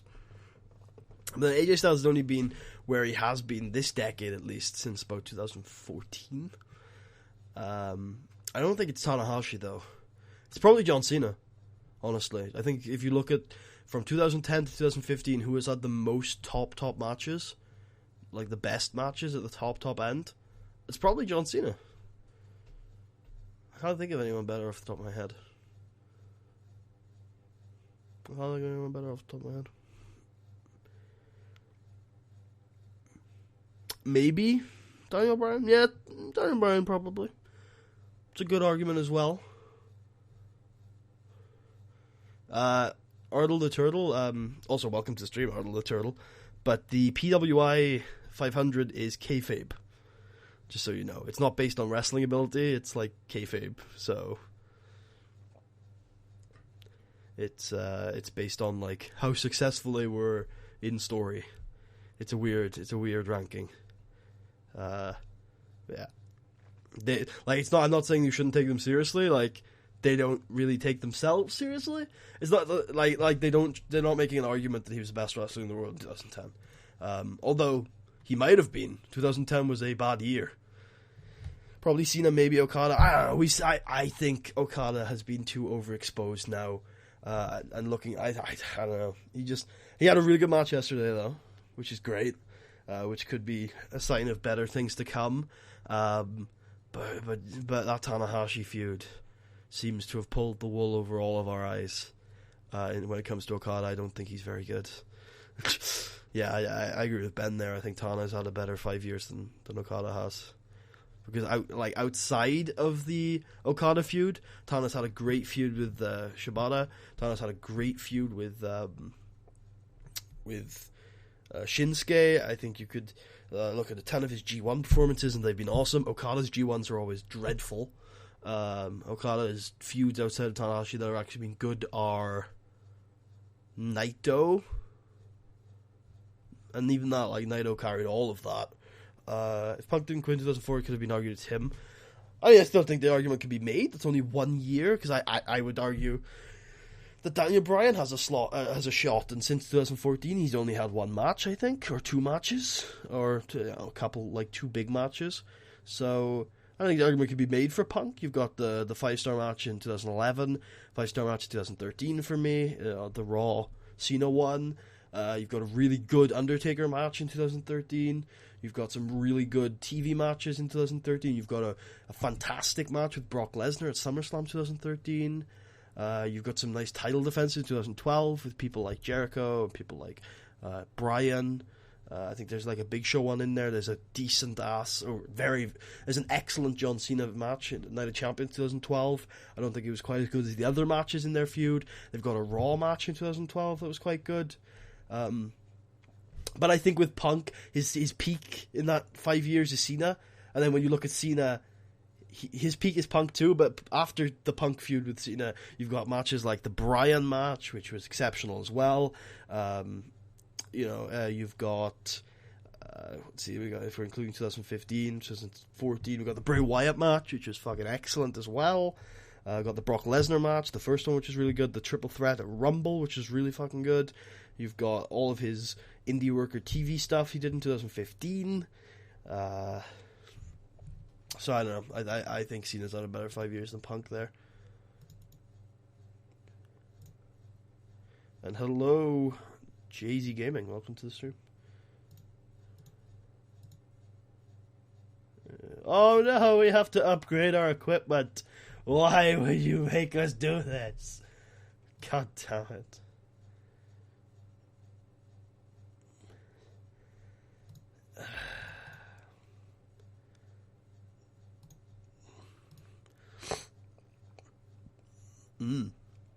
Okay, so more important question is who will be the best wrestler in 5 years? And Ata puts forward Tetsuya Naito. Punk has not any ROH. Oh, yeah. Oh, yeah. Shaman Shaw said, what about Punk's ROH matches? We were specifically talking about the half-decade of 2010 to 2005. Naito, I don't think, is a good shout. Ben just said Roman Reigns, which was actually the first thing that came to my head, but it depends on how he gets pushed and such, and whether they just completely give up on him. If he leaves the WWE, definitely, absolutely, because someone's gonna someone's gonna cite him, and he's gonna be amazing. But aside from that, AJ's not good. AJ might do enough in these next 2 or 3 years. To still make him the best in the deck. Like, AJ's really good, and I think he's just hitting his prime. I think he's maybe got 2 years, depends on how much he's done. And Ardle Turtle brings up Sami Zayn, who I think is one of WWE's best workers this year, despite being given absolute shit for material. I would argue Sami Zayn is the 3rd best WWE main roster worker this year in terms of output, behind Roman Reigns and AJ Styles. Which is great because he's been given nothing to work with. Nothing at all. Absolutely nothing. Brock Lesnar was not good in New Japan Pro Wrestling, Goofy. I'll put that out there. If you want to look at these so far awards. Next 5 years. Who are, Bailey? Tana, Tana's barely... I love Tana this year. I still think he's having a great year, but I don't think he's lasting 5 more. Yes, he was champ, but championships are props. That doesn't mean you're the best wrestler. Cesaro, yep, that's a very good shout. Ada, he's a very good worker. Needs some good material, but could definitely be in that spot. I struggle to nominate a WWE guy because you just never can guarantee whether they get good material or not. I don't think it's going to be Sabre Jr. I think we've seen a lot of him and what he's offering. I love Sabre Jr. I think one day he's going to be that guy, but I don't think in the next 5 years. I think he's going to be a flash in the pan kind of guy, which is fine. There are a lot of people like that. But yeah, I don't think he's going to struggle due to his style, because in 5 years, I think every company, I think WWE will use that style, because I think it's the best. I think it is just for talent's health and such. I think it's the best style.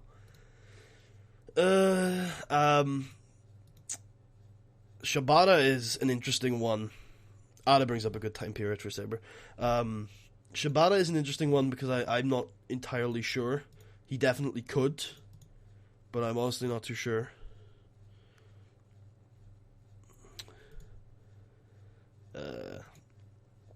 Because it's difficult with him, because you don't know what material he's going to get, don't know what shape he's going to be in, because, the style he works, his body deteriorates quite badly. Certainly could, because he's great, but I just don't know, man. I just don't know. I think Reigns is a big one. I think Bailey is a big one. Vince is never going to die, dude. He's immortal. I think Reigns, Bailey, Naito might not be a bad shout, actually, if he continues the way he is. Problem is that New Japan have already fucked him up a lot. I don't think Nakamura is going to be anywhere close. I think Nakamura is arguably past his prime. But if not, he's towards the tail end of it, or in the middle of it. That body is not going to last that long. He's going to be retired before the end of the 5 years. Guarantee you that. I loved the Sabre Jr. match in the Cruiserweight Classic. I didn't love it. I thought it was really good, though. I thought it was one of his better matches. I don't think Jay Lethal is anywhere near the accolade of best wrestler in the next 5 years. And I suppose it's possible for Cole, but I doubt it. Although I'm going to run this match again, because, yeah. Jericho will be in the Hall of Fame in 5 years. Which Hall of Fame? The WWE Hall of Fame? I suppose. Could happen. I imagine it would in 5 years. He'll be in the Observer newsletter in 5 years' time. That's for sure, because they love him over there. Young Bucks, I think the Young Bucks would be absolutely exceptional once they have gone, if they go through the Cruiserweight Classic, not Cruiserweight Classic. You guys confuse me with your Cruiserweight Classic. If they go through the Performance Center, I think those two are going to be an absolutely amazing tag team. I don't think they're going to be I don't think they're going to be like possible to break the glass ceiling in terms of, or is this tag team the greatest worker of the last decade? But I think they're going to be very good, and yeah, Johnny Gargano. I like Johnny a lot. I think he's a very good worker. I think he's a very good character. I think he could do really well in the WWE. I don't think he's in the discussion in 5 years' time for the best wrestler of the half decade. Maybe. I think he could, but I think everything that he does from a wrestling perspective, I think Sami Zayn does better. And so I doubt it, unless Vince really likes Mr. Wrestling. And I doubt it just because of the way he looks. The obvious answer is Grado. Ben is correct on this one. Now, Samoa Machine, can you work any sensible length of a match? Oh, Jesus, yes. Jesus, yes. A tag team classic would be amazing. You know they did that last year, right, Ada? So I would expect them to do it again this year. Or at least at some point. Will Ospreay around 5 years? I don't know if he'll be still wrestling in 5 years. You would hope so, but you never know, do you? Especially with the way he works and the injuries he has. Just, I wouldn't bank on it, that's for sure. Yeah, I mean, I'm expecting a Big Lads Classic at some point.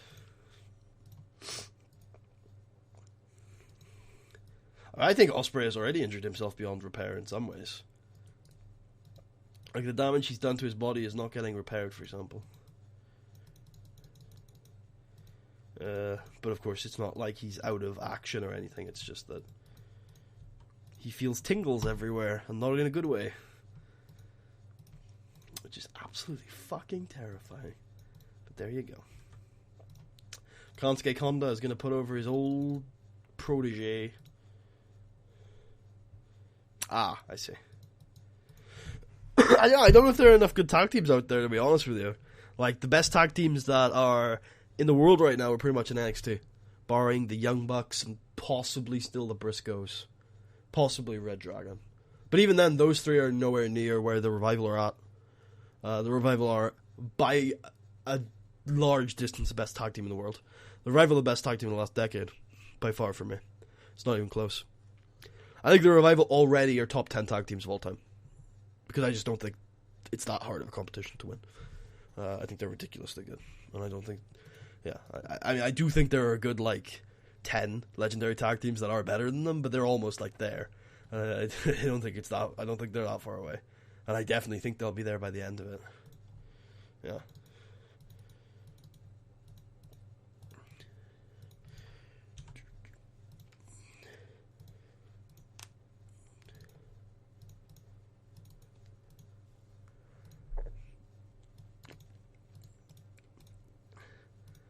Okay. Don't seem to be going 5 years? I would imagine so. Yeah, I think they're close, actually, Ada. That's the comparison I make with them. I don't think they're similar in style, but I think in terms of quality, it's like Holy Demon Army, fantastic singles workers, fantastic, absolutely great, and a really great legendary tag team.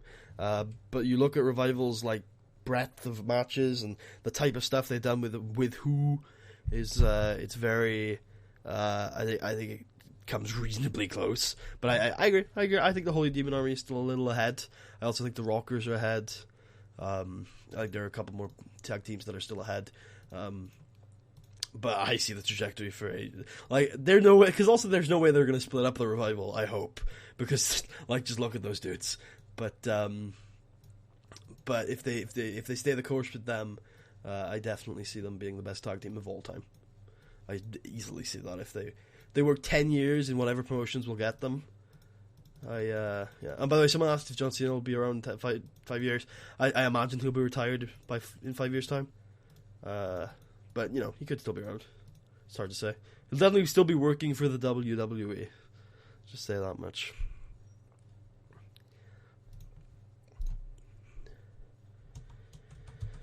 Okay, this time I'm not going to put myself unscripted because that didn't work out so well last time. This looks good to me. Is that all fine with you, game? Yep. Alright, last show of the night, and then we will wrap down with a few questions since we've got a lot of people in the chat. If you have any for me, just line them up. There wasn't enough time for slow build. I accidentally put it at 15 instead of 16 minutes. My bad. Good grade for the mistake there. We got an E- here. This was okay. It was what it was. This is very good. Matsumoto murder bomb kills the 17-year-old. Probably should not have put the Matsumoto murder bomber in there with a 17-year-old child, but that's okay. Is next match the main? The next match might be the main. No, it's not. This was really good. Very good introduction to the promotion for the Samoan Machine. And a very good performance from our boy, Shozo Miyazaki, which is good stuff. And then the main event of the evening gets another B, good stuff, as I defeat Americana by submission this time, comprehensively beating Americana, making defense number 3 of my true world heavyweight title. And then I cut a pretty good promo to end off the night. B- show, best show of the save so far. Good stuff. We'll give Samoan Machine and Shozo. There we go. Some praise because they were good. I think Enzo does have all the mic skills. I'm concerned for Cass more than I am Enzo if they broke up. I know Cass has got a good look, but I don't rate him in the ring. And I don't think he's fantastic on the mic. I just think they're a great act together. I think that's fine. It's just I hope they don't split them up. I don't think they've got as nearly as high a trajectory as singles dudes. That saying, I really hope that they make the tag team titles more important though. Ada has the most important question of the year. Upper mid card does not exist in real WWE Goofy. Will ROH and TNA be gone in 5 years? TNA, no. TNA will never die. New Japan won't be dead in 5 years. So. TNA will never die, so they won't be gone. ROH is an interesting one. Where are they going in 5 years? So, I fully expect Hiroshi Tanahashi to be the ROH champion by the end of the year.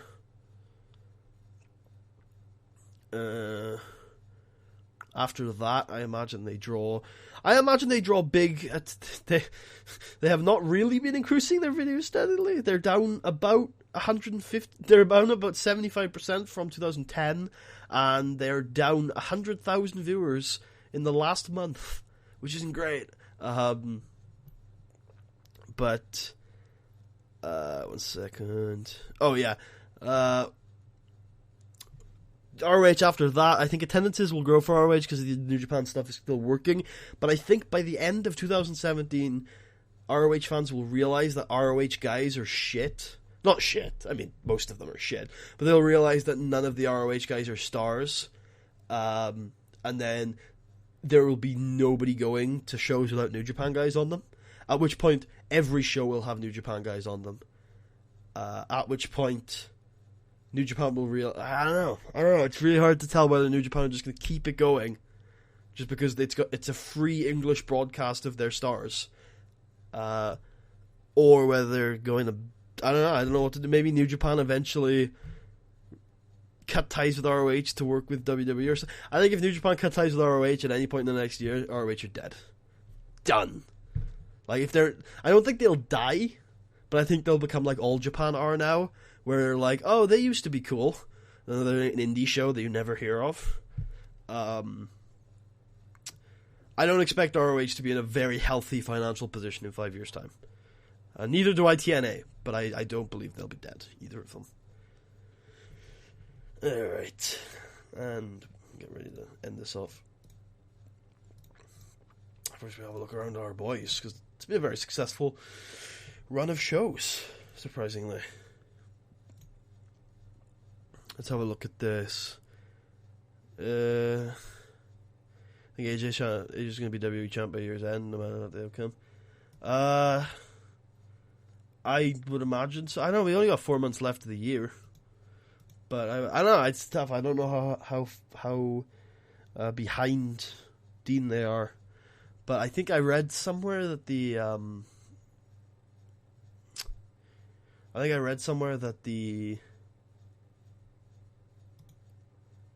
house show advertisements for after SummerSlam are AJ versus Dean, so I would imagine. Yeah, definitely flabby. Look at that. I flabbed up. I think. Yeah, so I think that might lead to the title change. Also, not too sure. I don't know if buying TNA is worth it. Because, yes, they have like a decent amount of Samoa Joe and AJ Styles content on there. But, like, if it's, like, I'm sure ROH would be cheaper. And you've got, like, 4 years of baller content on there. I'd buy both of them and put them on the network, though. Definitely. Probably I should work out more often. Look, alright, I walk around this big, so that it's easier to cut weight for my fights. Alright? That's what happens. It's not easy being cheesy. Alright, mate? I don't know what you're talking about. I'm only 24 anyway. It's just gotta keep it big, and then I can cut real quick. It's good stuff. It's awesome. I've made more defenses. No, I haven't. I was about to say I've made more defenses the second reign than I did in my first, but that's not true. Because if you're bigger, you have a faster metabolism. So if you stay big, when you like crash cut for fights, you cut faster. Yeah. Am I a wrestler? I think I'm a striker. I think I'm a striker in MMA, I would imagine. I could see myself being I think I'm a striker. Have I seen any episodes of WCPW? I haven't seen full episodes, but I've seen a couple matches. I think it's an indie company. And I don't think it's the best indie company. So I'm not interested until they book Chris Hero. At which point I will probably watch the Chris Hero match. Until then, no. No, probably not. They probably will book Chris Hero. Because he's Chris Hero. I don't think WCPW will be dead in 5 years, because I do think the booking is awful. I do think the show is awful. But they're doing really well financially. So fair play on them. I think they'll continue to grow. I think they'll do well. I think it's shit. But I think they'll continue to do well. If I remember correctly, Tommy End has signed for WWE officially. But I might be wrong on that one. So will the in-game putty open up an MMA promotion? Maybe when he's very old. Jervis should sign with WWE. They wouldn't treat him properly. They couldn't get that gimmick working in their environment, I don't think.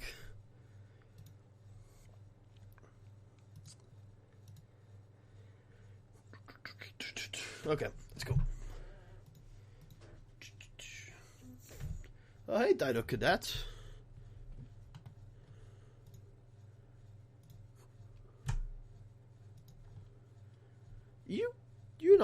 You're not Dino Cadet. You're not the guy who used to comment on my New Vegas videos, are you? I don't know. Something about that picture is ringing bells.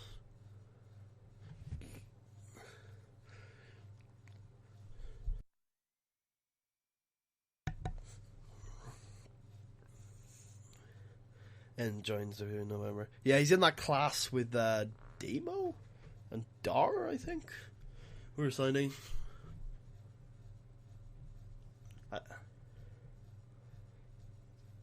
Yeah, I think Jervis is fine financially. But I think most guys who are on the indies are these days. Especially if you're Tim Thatcher and you work in like a, you're working in an aquarium by day, and you just do wrestling for the fuck of it.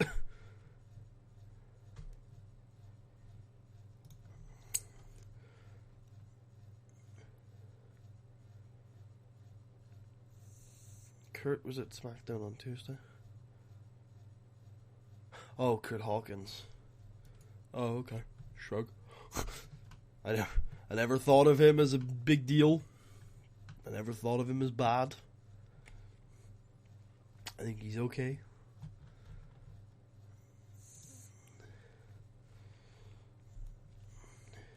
I'm not sure whether I believe that WWE offered Hero a contract. I could see it, and he's the best wrestler in the world right now, in my opinion. But I don't know if they'd want him back. I mean, they cut ties with him only a couple of years ago. He looks really fucking out of shape, and that's not a bad thing. He makes it work so well. In fact, it's made him much better.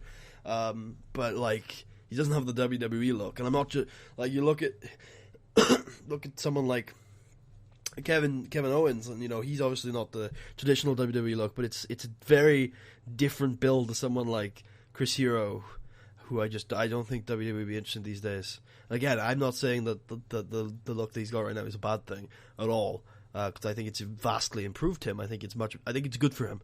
I think it is a good thing for him. But I just don't think WWE are going to be interested in him. Yes, I know he was in NXT. I watched the run. It was good.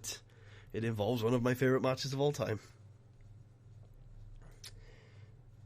And if you haven't seen it, you should absolutely watch him versus Regal, which is absolutely fucking sensational. One of the best matches ever, by far.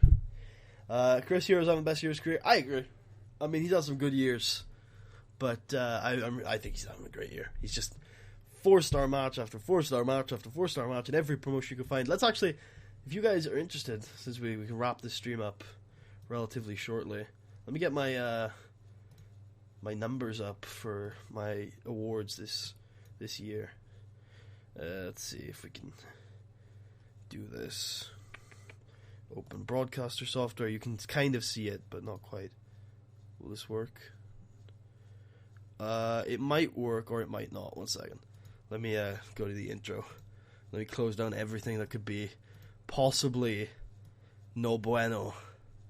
No bueno for Monsieur Puddy. And then let's open up the live dashboard in another window. What do I use to record? I use NVIDIA Shadowplay to record. I'm using Open Broadcaster software to stream.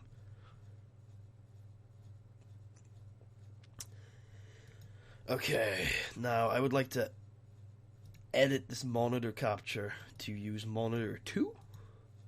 That should work. Yes, but it's not sized correctly. Fit to screen. There you go. It recognizes my TW as a recording program. So here are my top 33 or so matches of the year. I can scroll down a bit. Obviously I've rated 441 matches because I haven't got around to this one yet. I have the iPay-per-view. I just need to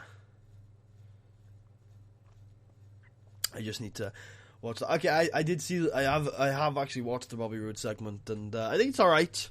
I'm not passing judgment on it. Like, it's pretty good, but I want to wait to see if he has a match first, because Bobby Roode's always been decent promo who just can't wrestle. So, yeah. Why do I write these down? 1, because I'm a massive spreadsheet nerd, and 2, because I like to give out awards, and I also vote on the Wrestling Observer Newsletter Awards at the end of the year. So I like to keep track of everything. It's not like I wrote these down all at once. I write them as I watch them. But it's also good because I get to do nerdy spreadsheet things, like compile a Performer of the Year sheet using the data from the other sheet. Also, fun fact, the other day when I first entered the G1 Climax, it didn't have enough points to finish first. It, as an entity, had a worse year than Chris Hero. It has since surpassed Chris Hero. But but it's not doing too bad for itself. That's for sure. And then I've recently I originally had just this, but then I added these ones just to compare things. These are not very accurate comparisons. I thought, oh, these will be more accurate than the other thing I used to determine match quality. Nope.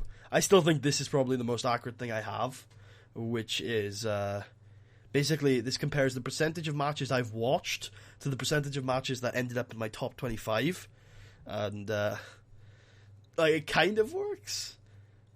Kind of.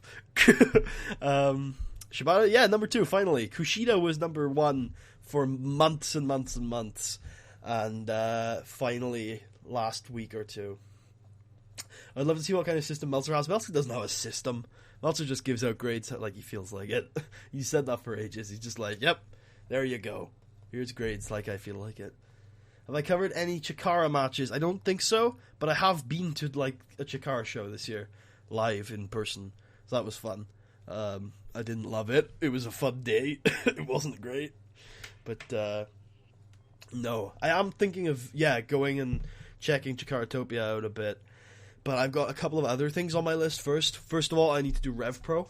There are a couple of matches from Rev Pro I need to see. Most importantly, I want to see AJ Styles versus Zack Sabre Jr. and I want to see Katsuyori Shibata. Meltzer isn't that big of a mark, to be fair to him. But he definitely has his mark moments, like with Jericho or ladder matches or the Flares. I want to go check out Shibata versus Zack Sabre Jr. and Zack Sabre Jr. versus AJ Styles. I'm also interested to see what Will Ospreay versus Vader turns out like. And I want to check out a few other things from Rev Pro this year, including the Will Ospreay versus Marty Scurll match, which was a little controversial. But I liked their Progress match. I didn't like their WrestleCon match, so, we'll see what their Rev Pro match is like. And, also after that, I also need to do a Smash Wrestling tiny dive. I don't look at Smash Wrestling, I'm like, I don't really want to watch a lot of this, so I'm going to watch a little bit of that. And then after Smash Wrestling, I'm probably going to take a look at High Spots, see if I can get some PWG done. And then after that, I might check out Chikara for a bit. I mean, I gave CM Punk versus John Cena at Money in the Bank 5 stars. I don't think... I know, like, an execution is everything guy. Like, you can botch moves, it's fine. Sometimes it adds to the story. I think John Cena being a little clunky is a good thing. So it's like, I'm fine with that. Yeah, I know there are elements to a 5-star match is very... Like, you kind of know when you're watching a close to a 5-star match. Like, if I look at this list, which, by the way, isn't really ordered yet... I know for a fact that Kushida versus Will Ospreay is not a 5-star match. It's a low 4.75, possibly even a 4.5. You look at Roman Reigns versus AJ Styles, it's the same thing. It's kind of like a mid 4.75 star match. But when you look at something like Tanahashi Omega, that could have been a 5-star match. You look at Cena versus AJ Styles, to me, that could have been a 5-star match. Do you add hype and build? I do sometimes, it depends. For me, it's like, if the workers in the match can incorporate the build into what they're doing, then yeah, I'll credit them for it. But if it's just build that never goes anywhere, then I don't incorporate that. Like, my criteria lately for stuff that's about 4.5 is for it to be 4.5 stars, it has to be excellent storytelling, excellent in-ring work, and it has to be memorable. Do I think a 4-star match could be a 5-star match with a good crowd? Maybe. No, I don't think. I think the crowd is only a certain part of it. It has to be. The crowd has to be used by the performers excellently. So no, probably not. Where's Sasha Banks versus Bayley? They didn't have a match this year. If you want to see my last year's spreadsheet, it's on a different computer. But I'll tell you, it was number 1 for the Respect match and number 4 for the Brooklyn match. Roman Reigns 3rd, AJ Styles carried him. I disagree, but you feel free to voice your opinion. I think if you look at this list, Roman Reigns pops up a couple times, and I think he's had a good year. Actually, I just noticed that Roman Reigns match is there, so actually he doesn't pop up that many times on this one. Let's see here. But still. Where is Will Ospreay versus Ricochet? I have both of those matches on the list. So, I'm going to look here. Oh, I can't spell his name right ever. It's Right, there we go. So we got... Okay, so the one from Best of the Super Juniors I gave 4.25 stars to, and the one from... nope, that's not the right one. And the one from Evolve 59 I gave 3.5 stars to. Yeah, 6 and 27, women's wrestling. Yeah, there's like, it's starting to pick up a little bit this year. If you look at Stardom, it's actually one of my positive rated promotions this year, so they're doing some good stuff. Can you show last year's list? I can't, actually. I don't have it on this computer. And it wasn't very detailed, it was like 100 matches, but... Goofy, I do not appreciate your disrespect of women's wrestling, quite frankly. It's disgraceful, quite frankly. Yeah, a lot of, I am a numbers nerd. I definitely, like, one of the things I did the other night is I didn't have Ricochet on this list for a while because my formulas wouldn't really accommodate him with his multiple gimmicks. But I finally figured out a formula that would track Ricochet and Prince Puma. So I finally managed to figure that one out. That one's good. Where's Gargano versus Ciampa? It is...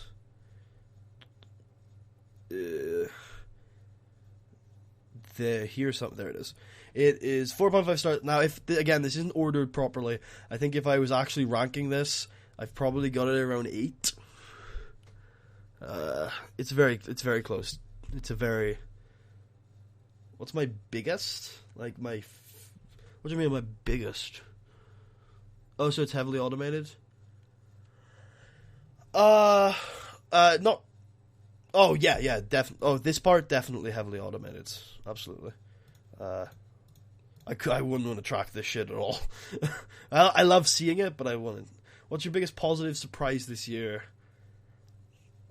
Probably Naito, honestly. Because he's done really, really well this year. I've really enjoyed him, and I knew we saw a lot of potential last year. Oh, actually, fuck that. Fuck that. Matt Riddle. Absolutely Matt Riddle. Matt Riddle was a rookie last November or so, entrant to pro wrestling. He debuted in pro wrestling like last year, and this year is one of the best wrestlers in the world. Arguably the best wrestler in the world. I don't think he is, but he's arguably the best wrestler in the world. Sensational matches. Absolutely sensational matches. Not just with people like Chris Hero, Zack Sabre Jr., Roderick Strong, and Timothy Thatcher, these people who are really good wrestlers in their own right. He's working green kids, like, in Performance Center, not Performance Center, not Dojo Grads either, the Evolve Tryout Camp people. He's working those guys, and he's getting great matches out of them, and he's working guys who've just come into the promotion, guys like Trevor Lee, who are really good, but had only just arrived. He's working those guys night one. Guys like Cedric Alexander night one, and he's putting on definitely. Matt Riddle is my favorite surprise of the year because I don't even know if I knew who he was in January, and he's legitimately one of the best wrestlers in the year. Second's probably Naito. We saw glimpses last year, but this year he's really kicked on, and he's a ridiculously great wrestler. Possibly Kushida, who I don't think really showed us everything he had last year, and this year is a legitimately great ace, and has had legitimately classic matches with people like Will fucking Ospreay, who I love, don't get me wrong. But if you had told me last year that Will Ospreay would have had that match with Kushida, I would have called you crazy. There's no way he could have had that match with Kushida. Negative surprise this year? I expected Balor, probably the women's division in WWE going, or in NXT per se, going downhill. So I guess I'll probably put that on Asuka's shoulders, as much as I don't really think that's her fault. I think in terms of performers, I think she's underperformed the most out of everyone. I was expecting to do well this year. Also Okada. I thought Okada getting aced probably would have fixed all the promotions with the company, and he probably made the company worse when he got aced, which is disappointing. So probably those, Asuka, but not really Asuka, more the WWE, the NXT Women's Division's booking. There's final deletion for the guy who asked. Probably in my top 10 as well, if I ranked it properly. Like Asuka representing the failures of the NXT Women's Division, and And then maybe ROH is a cool company as well, which has been, maybe the Young Bucks can brunt that one. Someone asked what my worst company. Now, these are very up in flux. I change these every now and then. And they don't take these seriously, but this is my worst company of the year at the moment. Like, these two are, like, pretty much just thrown in there, but Ring of Honor has been awful this year. And it's very sad, because I used to really love that company. For those who haven't seen a lot of...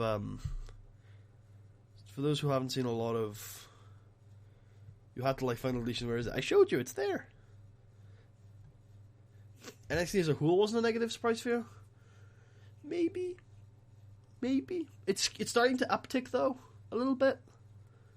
And the tag division has been really good. Maybe.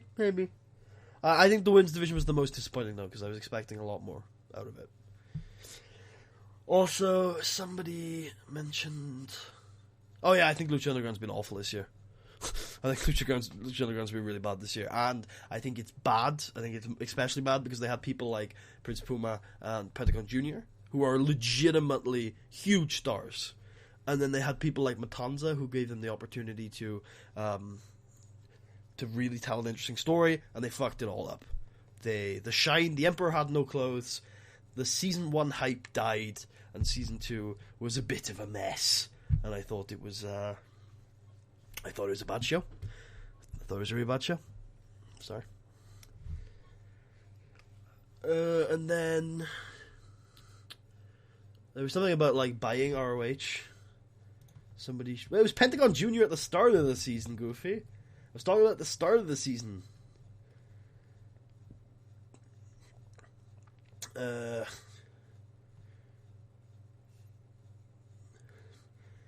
No, if New Japan buys ROH, they wouldn't be any better off than they are now. They could take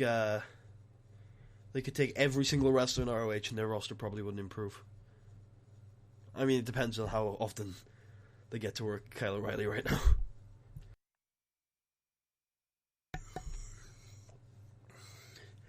I don't even know if I'd recommend binge watching Lucha Underground Season 2. You'd be much better off getting Progress and binge watching chapters 1 to 20 of that, or binge watching the Cruiserweight Classic or something. Who do you think will be the next NXT Women's Division breakout star? Nikki Storm? Maybe Nikki Storm. I think Jay-Z is right on that one. I think Ember Moon is the kind of performer who is going to get massively over in Full Sail, because she works such a quick style, and it's really interesting and entertaining style in the ring, and she also has the characterization to kind of develop on that and tell really interesting stories. I think Nikki Storm is television ready. She is arguably the most television ready performer to ever step foot in the WWE. And for that reason, I don't even know how long she'll spend in NXT.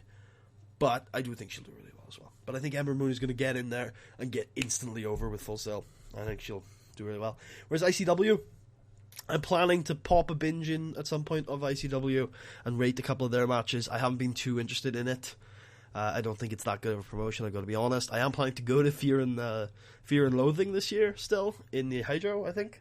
So, I do plan to go to that show, but I'll find some time. I'll find some time to binge watch that. Haven't watched any ICW. I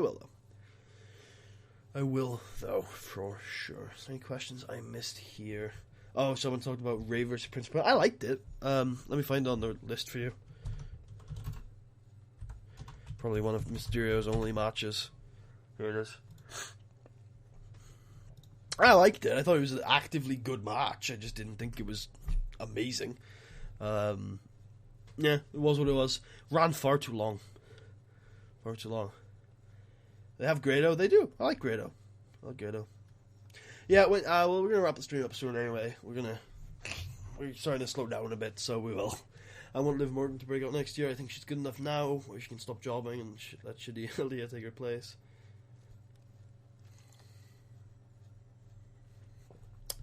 The stream will probably be over soon. Dino Cadet, but the archive should be up within the next 8 to 12 hours. So that's good. Is Jimmy Havoc in the list? Not right now, sadly, because I really like Jimmy Havoc, but he hasn't set the world on fire since he's left Progress, which is unfortunate. But hopefully he'll come back one day. Actually, I say that, Progress has gone to shit, so maybe not.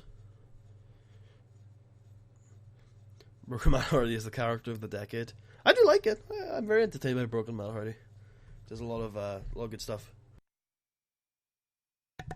Oh, guys, this is why we should always look over the spreadsheet. Look at Chuck O'Beal. Chuck O'Neill. There you go. Gotta check for these things so that we don't have these mistakes. For when we need to rate Chuck O'Neill on how great of a professional wrestler he is.